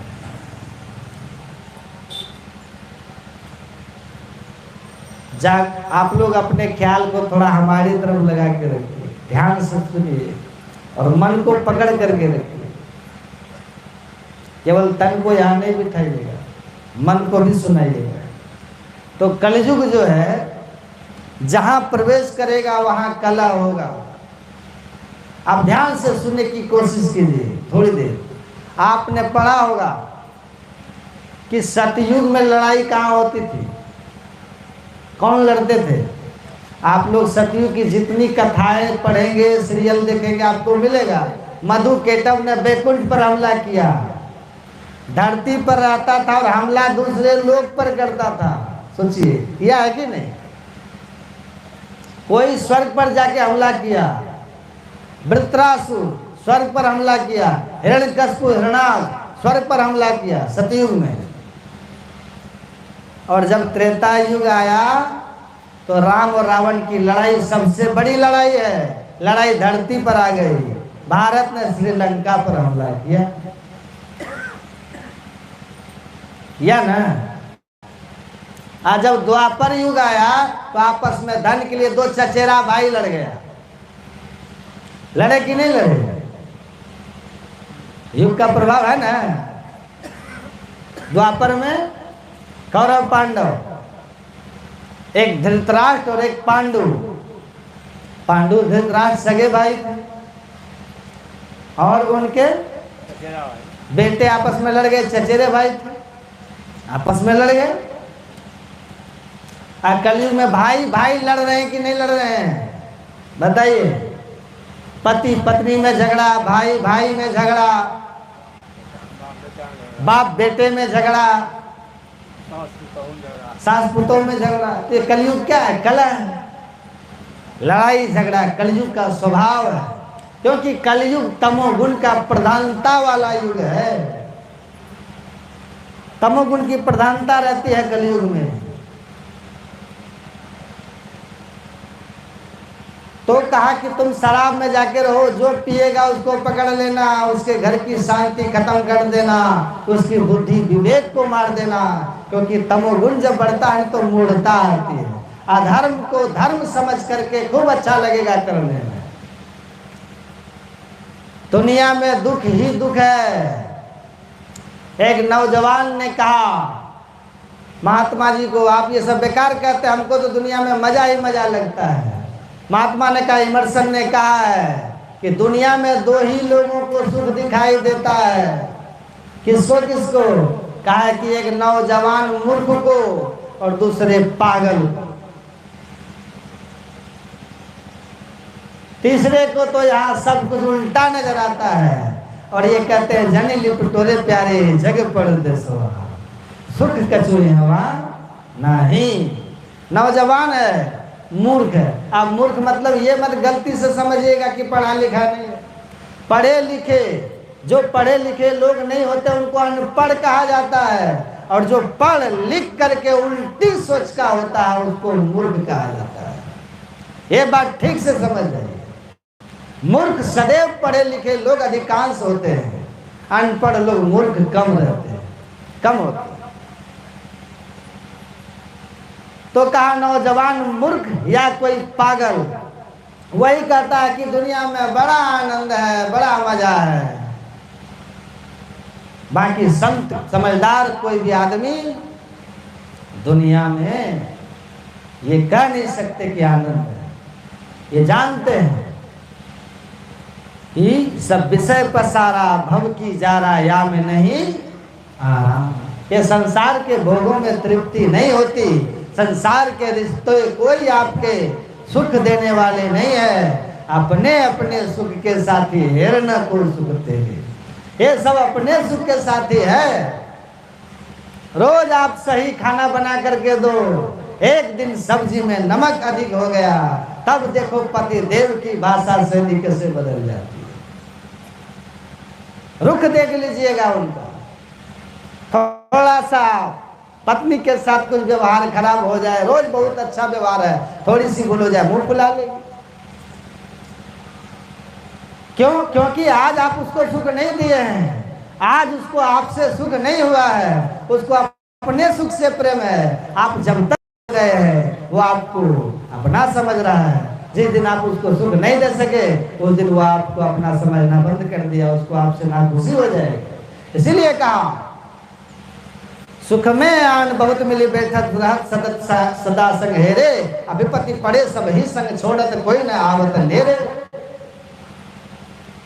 तो आप का कलयुग पकड़ लेना, बुद्धि भ्रष्ट हो जाएगी, तमोगुणी हो जाएगा, जिसके ऊपर कलयुग आ जाएगा। तो शराब खाने में रहना, उसका धन का नाश करना, घर की शांति का नाश करना, उसके स्वास्थ्य का नाश करना, उसके बच्चों का भविष्य का नाश करना, उसके सम्मान का नाश करना, उनके स्वास्थ्य का नाश कर देना, ये सारा काम एक नशा कर देना है। तो कलयुग को पहला स्थान शराब दिया, दूसरा स्थान कहा बूचड़ खाने में रहना, मुर्गा बकरा जो खरीदे अंडा वो खा, उसको धर लेना। और खान पान का असर सीधे मन पर पड़ता है। ये बात अच्छी तरह से समझ जाइए, बुद्धि आपकी खराब हो जाए। अन्न का प्रभाव सीधे मन पर पड़ता है, क्योंकि मन भी अन्न से ही होता बनता है। आप लोग देख लीजिए, रामायण पढ़ते हैं ना, जब रावण के सब मारे गए, कुंभकर्ण को जाके जगाया है रावण। तो कुंभकर्ण क्या कहता है रावण को कि हमको समय से पहले क्यों जगाए? 6 महीना सोता था, 1 दिन जागता था। तो कहा कि भाई कुंभकर्ण, अयोध्या का राजा दशरथ का वनवासी पुत्र राम, उसकी पत्नी को हम हरण करके ले आए हैं। देखिए खान पान से क्या होता है। वो अपनी बानरी सेना के साथ लंका पर चढ़ाई कर दिया है, सबको मार दिया भाई कुंभकर्ण, अब तू ही आशा हो हमारी। तो देखिए क्या कहता है कुंभकर्ण। हम लोग जो कहते हैं ना कि 6 महीना मांस मछली नशा छोड़िए तब दीक्षा लीजिए, कहते हैं ना, जमीन तैयार होगा तब ना बीज डालिएगा कि उसरे भूमि में फेंक दीजिएगा। खेत को पहले हल ठीक किया जाता है कि बीज हो, इसमें फसल हो, तब बुआई होती है। बीज मंत्र दिया जाता है कि क्या कहता है कुंभकर्ण कि भल न किन्न तुम निश्चर नाहा, अब मोहि आव जगाएऊ कहा। अरे तुम सीता का अपहरण कर लिया और राम वनवासी राजकुमार राम, दशरथ का बेटा राजकुमार राम चढ़ाई कर दिया। वो राजकुमार राम है और सीता है, रानी है सीता, तुम नहीं जानते हो। कुंभकर्ण कहता है रावण से, तात राम प्राकृत नर नाही, पूर्ण ब्रह्म लखहु मन माही, भूके बार हरण अवतारा, कहु नारद सुनेहु बहु बारा। काहे भाई रावण, राम साधारण मनुष्य नहीं है, पूर्ण ब्रह्म है, भगत हेतु भगवान प्रभु राम धरे उतरु। अरे परमात्मा है वो, धरती से पाप का नाश करने के लिए अवतरित हुए हैं। देखो, मन की आंख से देखो, पूर्ण ब्रह्म है वो, कोई राजकुमार नहीं है, साधारण नहीं है। लंका पर चढ़ गया, समुद्र पर पुल बांध दिया और तुमको अभी तक होश नहीं हो रहा है कि नारद ने कहा था वो पूर्ण ब्रह्म है। मन की आंख खोल करके देख, पूर्ण ब्रह्म है, जाओ उसकी शरण में, सीता को लौटा दो, क्योंकि सीता साधारण नहीं, जगदम्बा हरियाण के 60-84 कल्याण।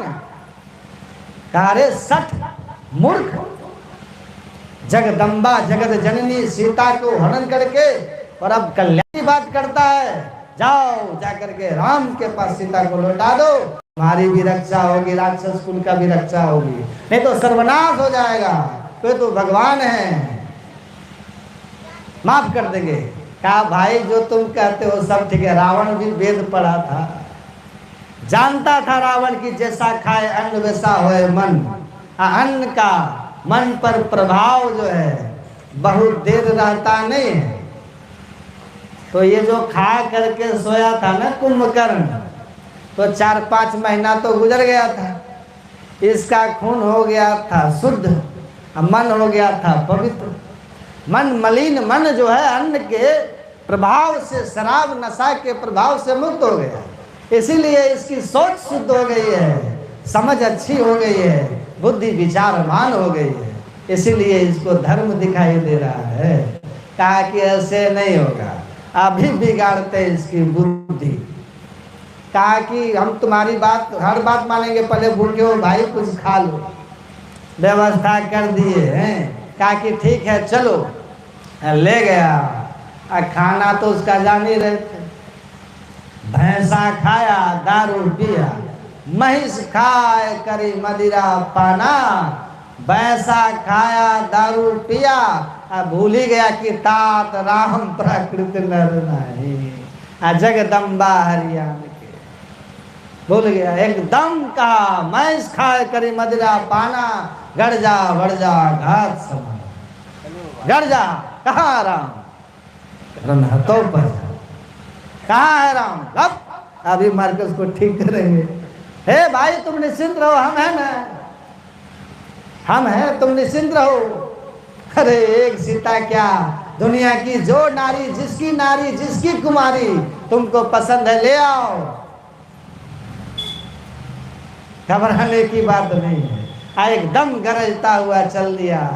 अभी खाने के पहले की बुद्धि और खाने के बाद की बुद्धि, पीने की पहले की बुद्धि और पीने की बाद की बुद्धि कहाँ गई? कहाँ गई? एक जमींदार थे, बड़े जमींदार, हेमचंद राय नाम था। दरवाजे पर हाथी रहता था, बहुत अमीर आदमी थे। उनका नौकर था और उसका भी नाम हेमुए था।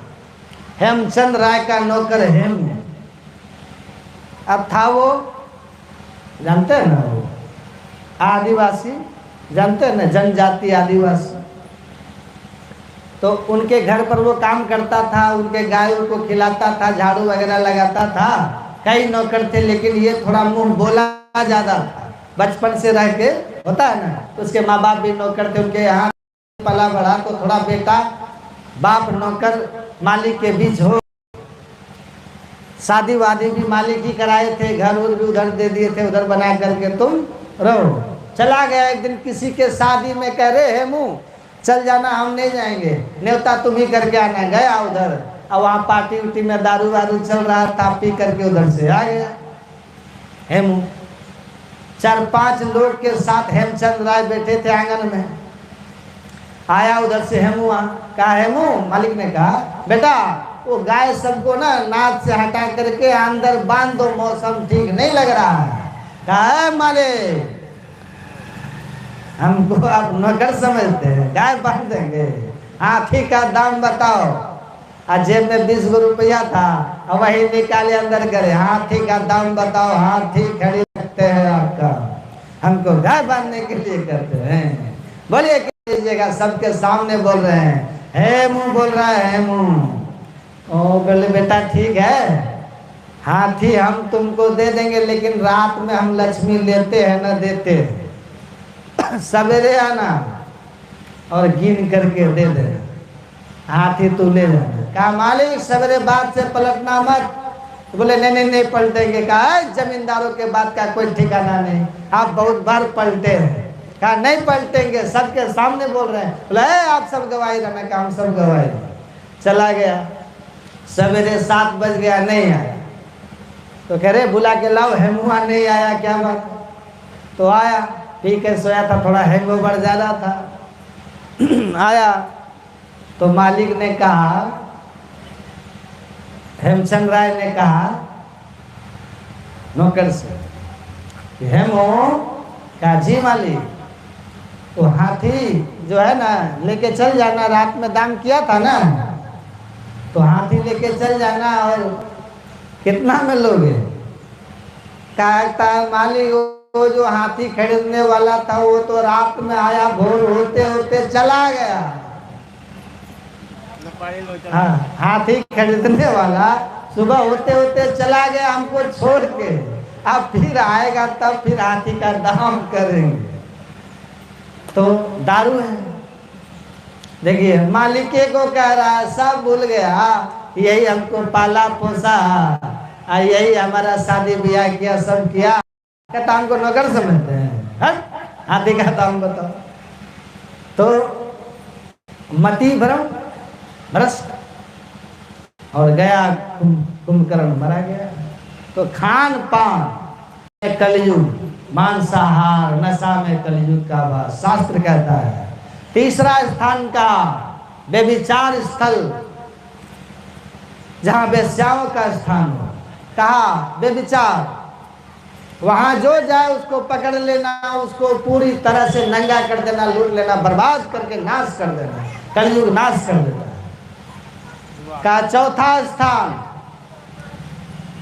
जुए खाने में बताया, जुआ में। धर्मराज की युधिष्ठिर की मति भ्रष्ट हो गई तो पत्नी को दांव पर लगा दिया। आप लोग समझिए ये कलयुग चढ़ता है कैसे, कैसा है ये जुआ। तो जुए खाने में कहा कि महाराज चारों के चारों स्थान तो आप गंदा दे दिए, एक अच्छा स्थान तो बता दो। तो कहा जाओ मैं तुमको सोना में रहने का एक अच्छा प्रदान करता हूँ, स्वर्ण में रहना, बेईमानी का धन में कहा रहने के लिए सोना में रहो, लेकिन जो सोना दूसरे का हड़पा हुआ, दूसरे का कोई धन हड़पे, बेईमानी में रहना। तो जरासंध को मारने के बाद जो उसका मुकुट था ना, ये एक परीक्षित लेकर ये भीम और अर्जुन चले आए, और उसको अपने बक्सा में बड़ा ट्रम था, उसमें छिपा के सबसे नीचे रखा था। युधिष्ठिर जी रखना नहीं चाहते थे, लेकिन बड़ा सुंदर था मुकुट। अर्जुन भीम की बातों में सबसे नीचे दबा के रख दिया कि बेईमानी का है ना, लूटा हुआ है। एक दिन वही बक्सा देख रहा था परीक्षित, हमारे पूर्वजों के बड़े नाम, पूर्वजों के हमारे बड़े नाम हैं, बहुत धन कमाए हैं, तो देखा क्या क्या है बक्सा में, तिजोरी में, तो वही मुकुट मिल गया परीक्षित को। तो वही सुंदर मुकुट माथे पर रख लिया परीक्षित ने, और जैसे ही माथे पर रखा, लुटा हुआ था ना, उसके ऊपर कलयुग सवार हो गया, बुद्धि उसकी भ्रष्ट हो गई। जिस ऋषि के चरणों में बैठ करके उनसे ज्ञान सुनता था बचपन से, जिनका सम्मान करता था बचपन से, उन्हीं का आज अपमान कर दिया। और इसीलिए श्राप मिला। घर आया, मुकुट उतारा, कलयुग उतर गया, और उसको अपने करनी पर पछतावा हो रहा था। तभी उसको ये सूचना मिल गई कि आपका काम तो अब खत्म हो गया, क्योंकि वृथा न जाहि देव ऋषि वाणी, श्राप दे दिया है आपको, 7 में दूर तू मर जाएगा। बड़ा अफसोस हो गया। कहा कि अब तो कोई उपाय नहीं है, जीवन अनमोल मिला था, बड़े भाग मानुष तन पावा, सुर दुर्लभ सब ग्रंथ है गावा। भगवान राम कहते हैं ना, बड़े भाग से मनुष्य शरीर मिला है, और ऐसे नहीं मिला है। आकर 4,84,00,000 जोनि भ्रमति जीव विनाशी, फिरत सदा माया कर प्रेरा, काल कर्म स्वभाव गुण भेदा। कबहुत करी करुणा नर देवी, देते इस बिनु हेतु स्नेह। का ये मनुष्य का शरीर ऐसे नहीं मिला, 84 लाख प्रकार के योनियों में आप भटके हैं, और तब जाकर के ये मनुष्य शरीर मिला। अंकुरज, अंडज, अंकुरज जो धरती से निकलते हैं, गाछ वृक्ष, उष्मज जो गर्मी पा करके निकलते हैं, ढील लीक फल में कीड़े, अंडज जो अंडा से जन्म लेते हैं, पक्षी सर्प आदि, पिंडज जो माँ के गर्भ से सीधे बालक, गाय भैंस आदमी। तो 4 खानियों की 84 लाख योनियों में भटक भटक करके भगवान राम ने कहा कि आपको ये मनुष्य का शरीर परमात्मा ने कृपा करके दिया, और इतना दुर्लभ ये है कि देवता भी स्तन के लिए लड़ाई है। यह शरीर साधनों का धाम है, और इसमें मोक्ष का द्वार है। आपने कभी सुना है कि मनुष्य को छोड़कर किसी और जीव ने किसी तरह की कोई खोज की है? कि सुने? मोबाइल किसने बनाया? सैटेलाइट किसने बनाया? कार किसने बनाया? सारे ज्ञान और विज्ञान का स्रोत कौन है? मनुष्य का शरीर है, मनुष्य का शरीर है। और ये 9 द्वार नरक में जाने का रास्ता है। 9वीं तुलसीदास जी महाराज की वाणी में, विनय पत्रिका में उन्होंने कहा, 9वीं नम द्वारपुर बसी। तुलसीदास जी महाराज की वाणी है, 9वीं नव द्वारपुर बसी, 9 आप भल किन्न, ते नर जोनी अनेक ब्रह्मत दारुण दुख दिन। मतलब क्या हुआ कि जीव को कहते, हे जीव, तुमने जो 9 द्वार वाले नगर में, शरीर क्या है? नगर है, मोह का शहर, मोह का शहर है, नगर है। इसमें हम जीव पड़े हैं, फंसे हैं, भीतर में जम है, छूट नहीं सकते। 9 द्वार में पड़े हैं। 9वीं नव द्वारपुर बसी, 9 आप भल किन्न। आपने अच्छा नहीं किया, परिणाम क्या होगा? तुलसीदास जी महाराज की वाणी है, हे नर जोनी अनेक भ्रमत। वह मनुष्य, वह जीव अनेक योनियों में भ्रमण करेगा, और दारुण दुख दिन, दारुण मतलब कठिन दुख भोगना पड़ेगा। ये 9 द्वार से निकलेंगे। संत क्या कहते हैं? अंदर में 10वां द्वार है, आंख तक 9वां है, आंख के ऊपर 10वां है, लेकिन अंदर में है। उसी द्वार को खोलने के लिए सदगुरु कहते हैं। उसी दरवाजे को भगवान राम ने एक नाम रखा, मोक्ष कड़ द्वारा। प्रजा को उपदेश को दिए, उसमें 1 चौपाई सुने होंगे, साधन धाम मोक्ष कड़ द्वारा, पाए न जेहि पर लोक सवारा, सोई परत्र दुर्ग पावई, सिर धुनि पछताए, काले कर्म ईश्वरी मिथ्या दोष। 10वां द्वार, जो उसको नहीं खोलिएगा, खोलने का प्रयास नहीं करेगा, उसका अकल्याण हो जाएगा। इसलिए संत सदगुरु कहते उसको दरवाजा खोलो, और वही द्वार होकर के संतों से इसकी युक्ति सीखनी होगी। बिना गुरु से काम नहीं चले, गुरु चाहिए, जोगी गुरु। लक्ष्मीनाथ जी महाराज की वाणी में है, बिनु गुरु जप तप दान व्यर्थ व्रत, तीरथ फल नहीं दाता, लक्ष्मीपति नहीं सिद्ध गुरु बिन वृथा जीव जग जाता। सूरदास जी महाराज की वाणी में है, नर वपु धड़ जो जन नहीं गुरु के, जम के मार्ग जी हैं, सूरदास भगवंत भजन बिन वृथा जन्म गवई है। गुरु चाहिए। युक्ति जान करके जो साधन करेंगे, भक्ति करेंगे अंदर में, उस भक्ति के माध्यम से अंदर में आपकी गति होगी, अंदर में आप चलेंगे, 10वां द्वार खुलेगा और उस होकर के अंदर में आप चल रहे हैं। जैसे जैसे आए वैसे वैसे हम जो चलेंगे। तो जैसे हम आए, जिस मुंह से हम गाड़ी से आए तो गाड़ी को बैक करेंगे ना। संत कबीर साहब कहते हैं आए हो रास्ता मिल जाएगा तो चलो। संत सदगुरु की शरण में जाओ, युक्ति बताएंगे, युक्ति मिल गई तब चलो। कैसे चलो? तो कहते उलट जाओ। उल्टने का मतलब ये नहीं कि पश्चिम है तो पूरब मुंह हो जाए, ऐसा नहीं। आप उलटिए, जीव बहिर्मुख से अंतर्मुख, आंख को बंद कीजिए और उलटिए। पाछलो पैरो ख्याल कीजिए, पिछला पैरा मतलब हम उधर से आए हैं ना, पिछला इधर मुंह है गाड़ी का और उसके पिछले में रास्ता है।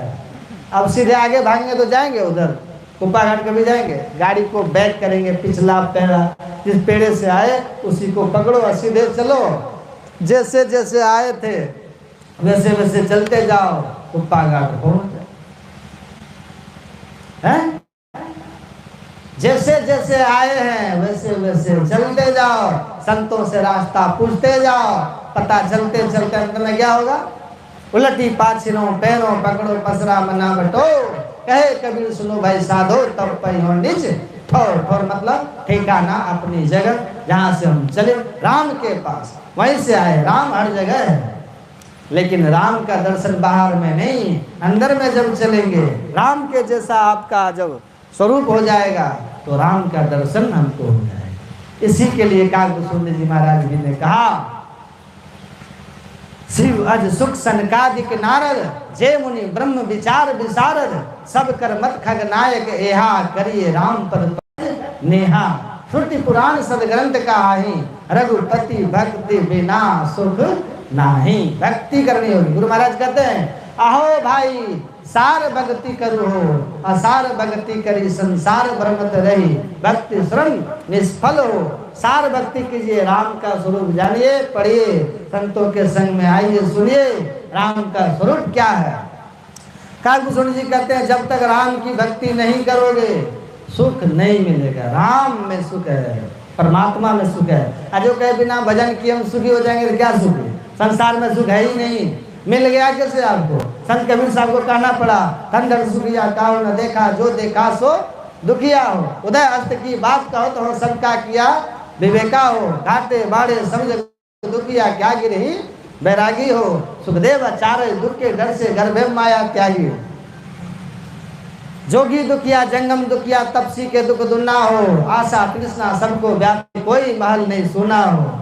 साच कहूँ तो कोई न माने, झूठ कहा नहीं जाई हो, ब्रह्मा विष्णु महेश्वर दुखिया जलिया चलाई। अवधूत दुखिया भूपति दुखिया, रंग दुखी विपरीति हो, कहे कबीर सकल जग दुखिया, संत सुखी मन जीती हो। जो मन को जीत लिया वो राम के पास पहुंच गया, उसका 10वां द्वार खुल गया, पहुंच गया। यही भक्ति है। जो कहे बिना भक्ति के हम सुखी हो जाएंगे, काकभूषुंड जी कहते हैं डिंग हाँकता है, वो डिंग मारता है, गप झाड़ता है। क्यों? उनकी चुनौतियां हैं। श्रुति पुराण सदग्रंथ कहाही, रघुपति भक्त बिना सुख नाही। कमठ पीठ जामहि बरुबारा बहुबारा, कछुआ की पीठ पर बाल हो जाए। कमठ पीठ जामहि बरुबारा, बंध्या सुत बरु काहु ही मारा। मैं इसको मान सकता हूँ, कछुआ की पीठ पर बाल हो जाए, बांझ का बेटा किसी को मार डाले, आकाश में बहुत किस्म के फूल फूल जाए, ये कभी होने वाला है? कहते इसको मैं मान सकता हूँ, लेकिन इस बात को हर्जिक नहीं मानूंगा कोई कहे बिना प्रभु का भजन किए हम सुखी हो गए। कभी नहीं। कहते बहुत उदाहरण आप सुने होंगे, ये भी सुने होंगे।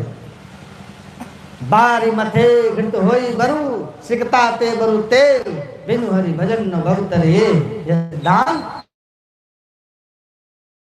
संत कहते मान सकते हैं। बालू को कलू में कर कोई सरसों तेल प्राप्त कर ले, संत कहते मान सकते हैं। जो मानने लायक नहीं है, लेकिन इस बात को नहीं मानूंगा। किस बात को? बिनु हरि भजन नो भवतरी, जब तक कोई प्रभु का भजन नहीं करेगा संसार सागर को पार नहीं कर सकता। बिना भजन किए नहीं होगा, इसको संत नहीं मानेंगे भजन के लिए। तो भव सागर पार, मोटा मोटी सब कहते हैं भव सागर पार। भव सागर मतलब संसार, इसको पार करना है। कैसे करेंगे इसको? कैसे पार करेंगे कहिए? हवाई जहाज पे चढ़ के चले जाएंगे, पार हो जाएंगे? कभी नहीं। भव सागर मतलब क्या? संसार और शरीर एक है कि दो है? जो शरीर है वही संसार है। जिस तत्व से शरीर बना है उसी मसालों से संसार बना है। जितने स्टेज, जितने तल संसार के हैं उतने तल शरीर के। तो भव सागर को पार करने का मतलब कहीं जाइए शरीर साथे जाएगा कि नहीं? साथे न जाएगा। भव सागर साथे है, दुख का कांटा साथी है। इसीलिए संत कहते हैं आपको चलना है, चेतनात्मा को चलना है। कहाँ चलना है? अंदर में रास्ता है। बिन पावन की राह है, बिन बस्ती का देश, बिना पिंड का पुरुष है, कहत कबीर संदेश। अंदर में रास्ता है। गुरु महाराज की वाणी में आया अद्भुत अंतर की डगरिया, जा पर चलकर प्रभु मिलते, दाता सदगुरु धन्य धन्य जो राह लखा देते, चलत पंथ सुख हो तो महा है, जहाँ अजर जड़ते अमृत ध्वनि की नौबत जहरत, बड़ भागी सुनते सुनत लखत सुख लहत अद्भुति, अंत में ही प्रभु मिलते। महर्षि नहीं ब्रह्म जी महाराज कहते हैं वो परमात्मा मिल गया, आत्मा परमात्मा में प्रवेश कर गया। अब परमात्मा सुख के सागर, सुख के धाम, उसमें जीव जा करके मिल गया। इसी को तुलसीदास जी महाराज ने वाल्मीकि मुनि से गवाया। क्या गवाया? सोई जानहि जेहि देहु जनाई, जानत तुमई तुमई होई जाए। इसी को हमारे गुरु महाराज क्या कहते हैं? हम प्रभु, प्रभु हम एक ही होई, द्वंद्व द्वैत रहे नहीं कोई, मैं ही ऐसी आरती कीजे, अभव मह जन्म बहुरी नहीं लीजे। इस तरह से तो इतनी बातों को सत्संग के माध्यम से ही सुनाया जाता है। इसका ज्ञान सत्संग में मिलता है। तो अब समय अधिक हो चला है, क्या क्या सुनाएंगे, है ना? तो इतनी देर बोले, समय पर समाप्त भी करना है। सत्संगी लोग अपने अपने घर भी जाएंगे। ध्यान भजन भी समय पर होता है। सत्संग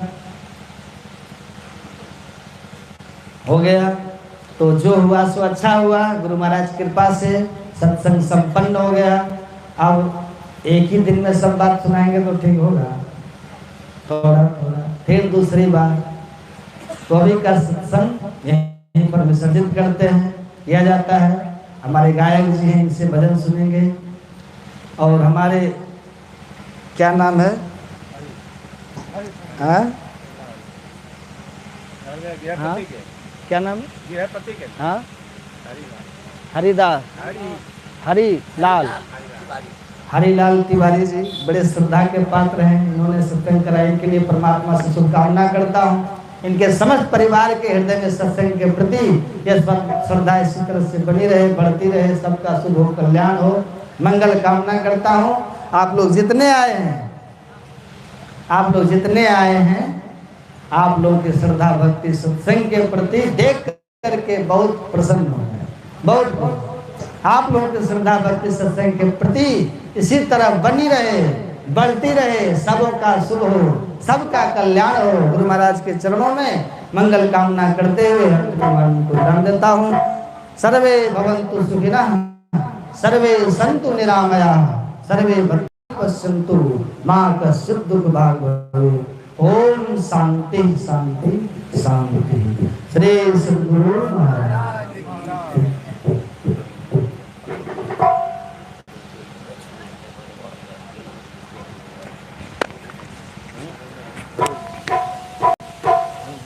इसको कॉलर में लगा लीजिए, ऐसे चाप कर।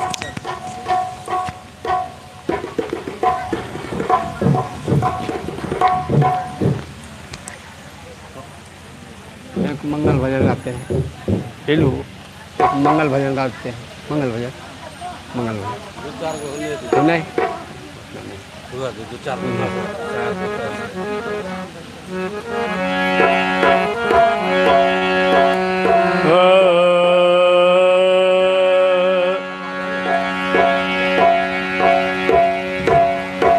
हेलो ठीक।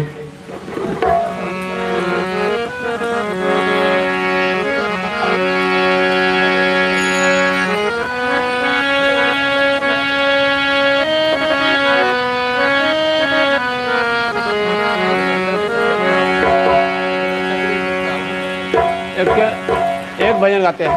एक भजन, एक दो एक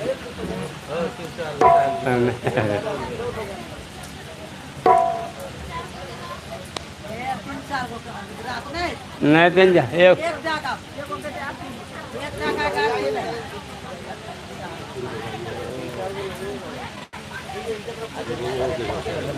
नहीं सत्संग में जो आदेश होगा वही करेंगे, हम अपना मर्जी से नहीं कहेंगे। जो आदेश हो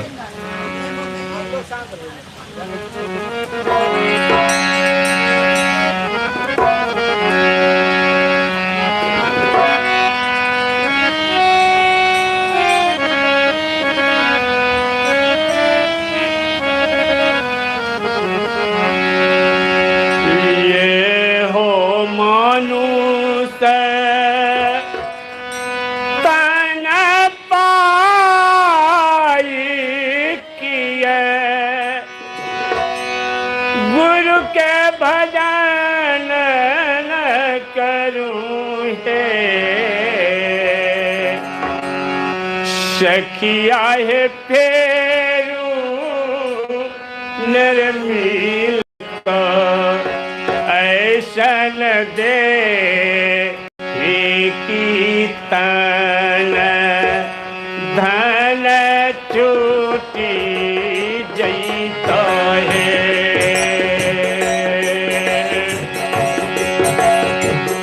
सखिया है फेरू नर मिल तो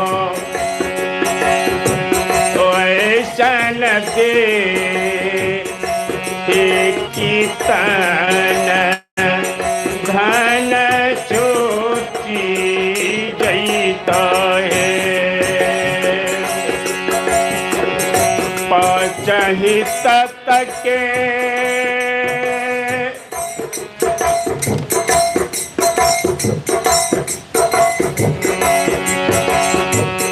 पाँचही तत्व के बनल पिंजरा देखई मैं तो सोहावन लागई है देखई मैं सुहावन लागई है सखिया है न का सीख भर लड़बे का रखी हंसा बिना कोई न रखी है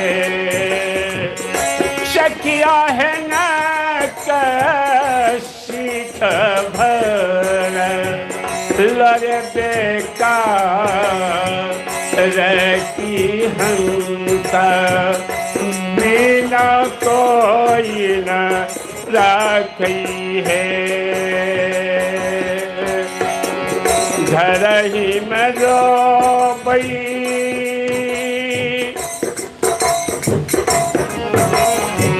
घर ही में रोबई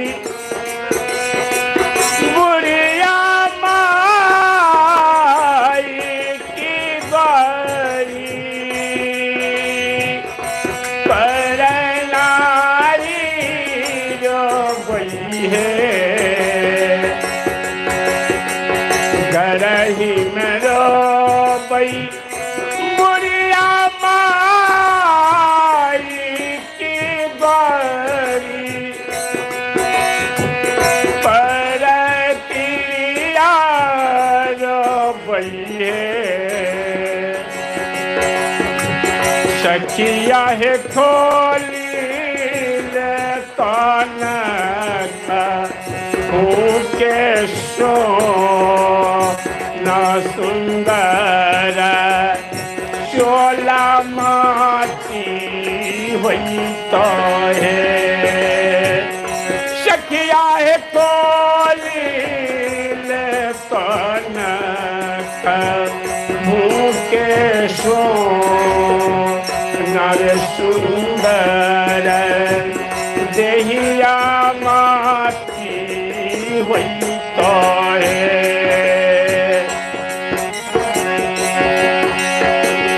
गहना गाहो सतधर्म की नीति उठ सतसंग करूं है गहना गाहो सतधर्म की नीति उठ सतसंग करूं है सखिया है गहना जई तो संग अवसाथया मरा कोई जाई तो नहीं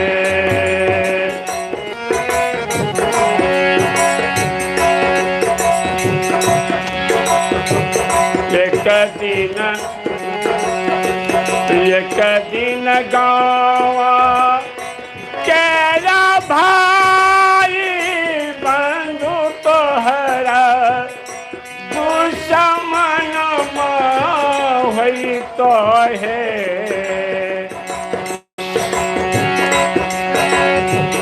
एक दिन गावा केरा भाई बंधु सब तोरा दुश्मन हुई तो है सखिया है खोली ले के सो नर सुंदर चोला माटी हुई तो है धर्म ही दास सोहर गावोलर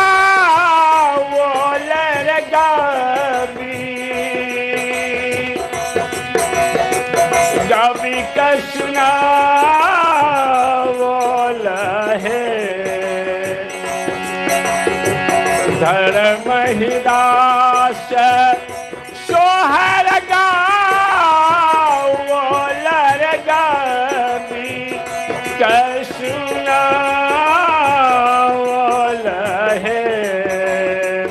सखिया है संतो जनो लियो नर विचार रे परे पद पाओल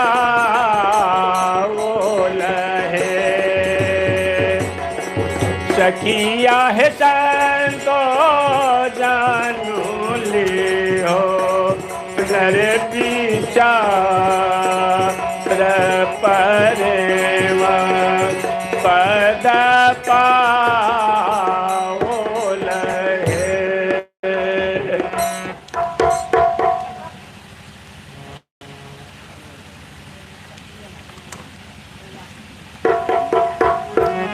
आइए एक मंगल भजन हो जाए उसके बाद आरती होगा गुरु कबीर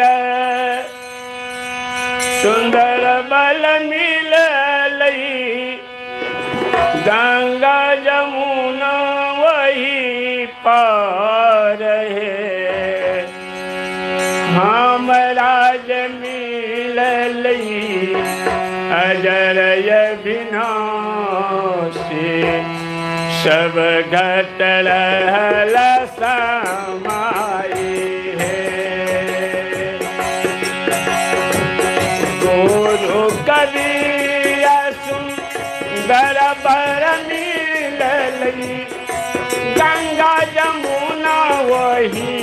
पार है। हमरा जनी ललैया जरय विनाशी सब घट रहला समाई है। हमरा जनी ललैया जरय विनाशी सब घट रहलै समाई है। सब बरियतिया बन विजयत के भवनम भइलै जो रहे। सब बरियतिया बन विजयत कल भवनम भइलै जो रहे। सूतल छथिन सुन महल में शब्द उठल झनकार है।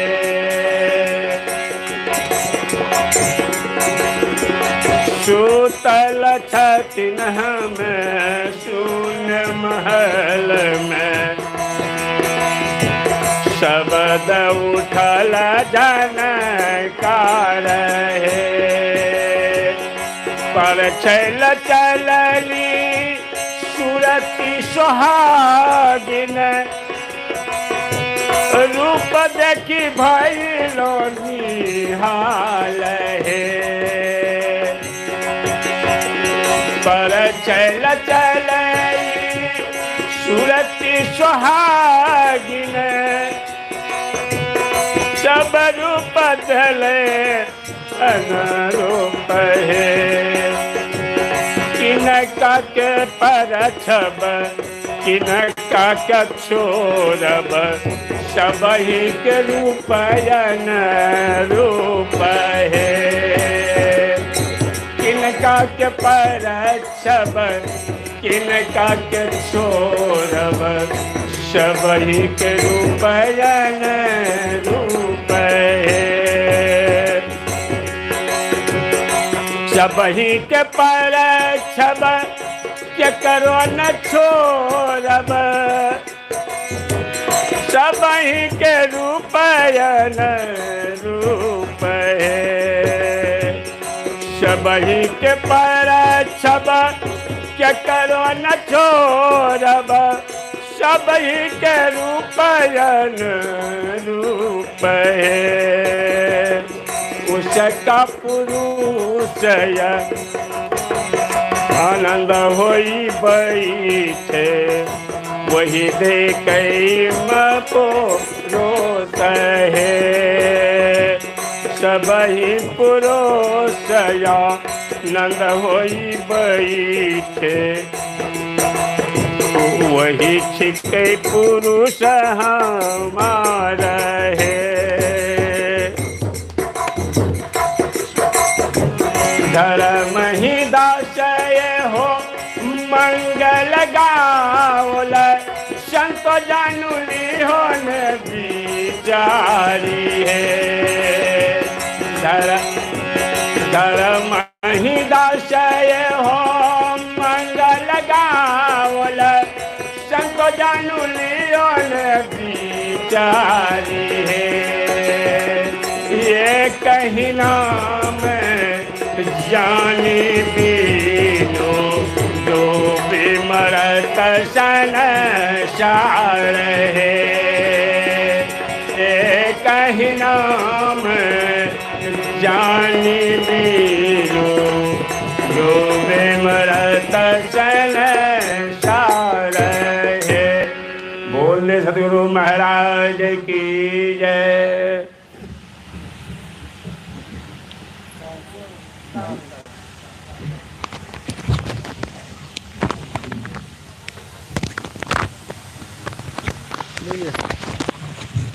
इसको ले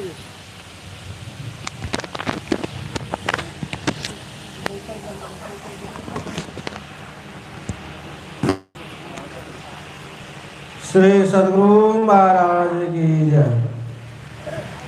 राजदेव की वाणी महर्षि में ही पदावली से एक भजन है बताने जा रहा हूँ। आप सब कृपा करके ताल में ताल मिलाकर भजन को गावेंगे। श्री सद्गुरु महाराज की जय। चलो चलो चलो भाई धरो गुरु पद धाई। चलो चलो चलो भाई धरो गुरु पद धाई। हम भाई दीन अनुरागी ब्रह्म त्यागी हो भाई। हम भाई दीन अनुरागी ब्रह्म त्यागी हो भाई। चलो चलो चलो भाई धरो गुरु पद धाई। हम भाई दीन अनुरागी ब्रह्म त्यागी हो भाई। हम भाई दीन अनुरागी ब्रह्म त्यागी हो भाई। तन सुख मन सुख इंद्र सुख सब दुख। तन सुख मन सुख इंद्र सुख सब दुख। तज देवी सय दुखदाई ब्रह्म खाई हो भाई। तज देवी सय दुखदाई ब्रह्म खाई हो भाई। चलो चलो चलो भाई धरो गुरु पद धाई। हम भाई दीन अनुरागी ब्रह्म त्यागी हो भाई। हम भाई दीन अनुरागी ब्रह्म त्यागी हो भाई। तन नाम द्वारे हो रामा देह मलिन हो रामा। तन नाम द्वारे हो रामा देह मलिन हो रामा। त्यागी चढ़ाऊँ दस दुआरे सुख पाऊँ रे भाई। त्यागी चढ़ाऊँ दस दुआरे सुख पाऊँ रे भाई। चलो चलो चलो भाई धरो गुरु पद धाई। हम भाई दीन अनुरागी ब्रह्म त्यागी हो भाई। हम भाई दीन अनुरागी ब्रह्म त्यागी हो भाई। भज भाई गुरु गुरु गुरु रूप ध्यान धरो। भज भाई गुरु गुरु गुरु रूप ध्यान धरो। सन्मुख बिंदु निरेखो सुख देखो रे भाई। सन्मुख बिंदु निरेखो सुख देखो रे भाई। चलो चलो चलो भाई धरो गुरु पद धाई। हम भाई दीन अनुरागी ब्रह्म त्यागी हो भाई। हम भाई दीन अनुरागी ब्रह्म त्यागी हो भाई। गुरु बिनु ज्ञान नाहि गुरु बिनु ध्यान नाहि। गुरु बिनु ज्ञान गुरु बिनु ध्यान नाहि। मैं न गुरु बिन आने उपकारी हो भाई।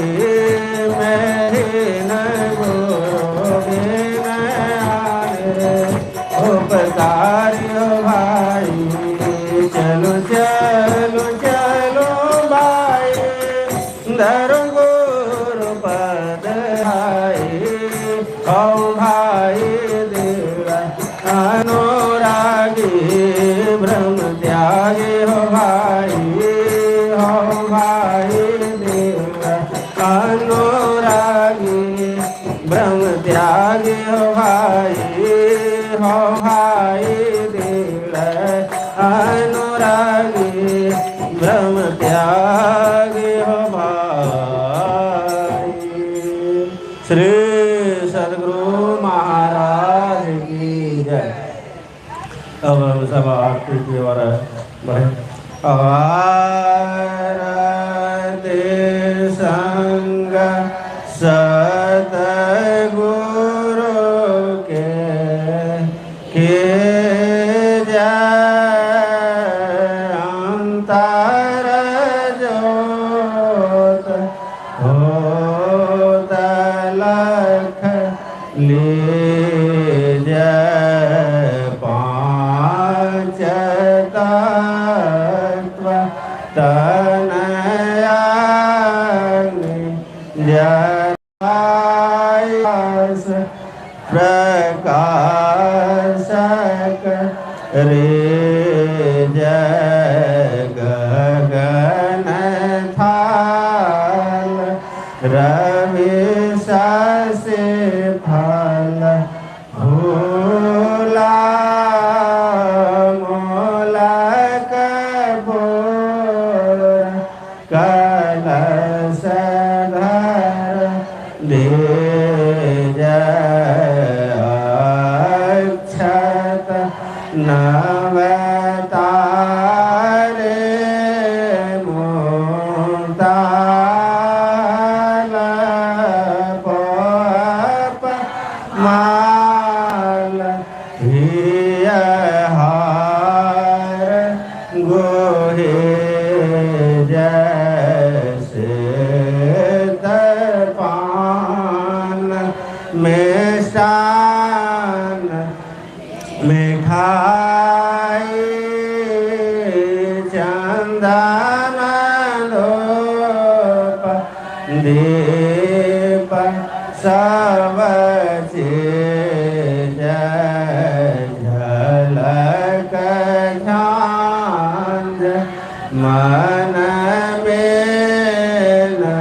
मंजीरा मधुर मधुर धोने मृदंग सुने जय सर्व सुगंध ओढ़े चल आकाशा मधुकर कमल केल धोने दे जय निरमल जोत जरत घट माहे देखत दृष्टि दोष सब छे जय अधर दार अमृत बहि आवे सदमात द्वार अमर रस भेज पे होय सुरत मत वाली चढ़ चढ़े ओ मांगे कामे रस रे जय कोट माम छवि तेज उजाली अलख पार लखी लाग लगे जय छिन छिन सोरत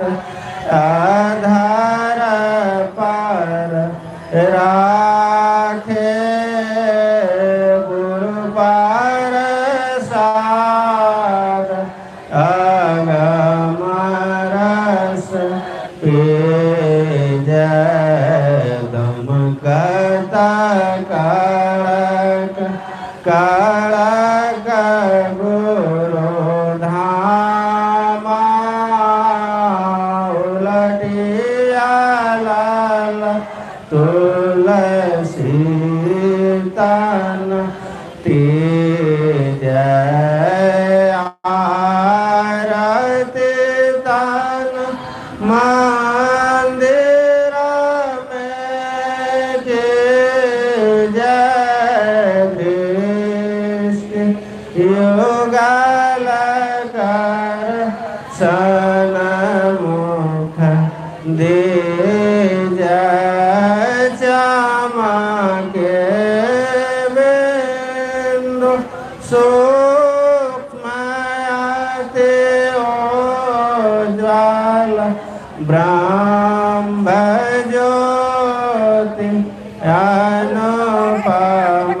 अनुपमलख ले जय जगमग जगमग रूप ब्रह्मांड निराखे निराखे ज्योति तज दे जय शब्द सुरत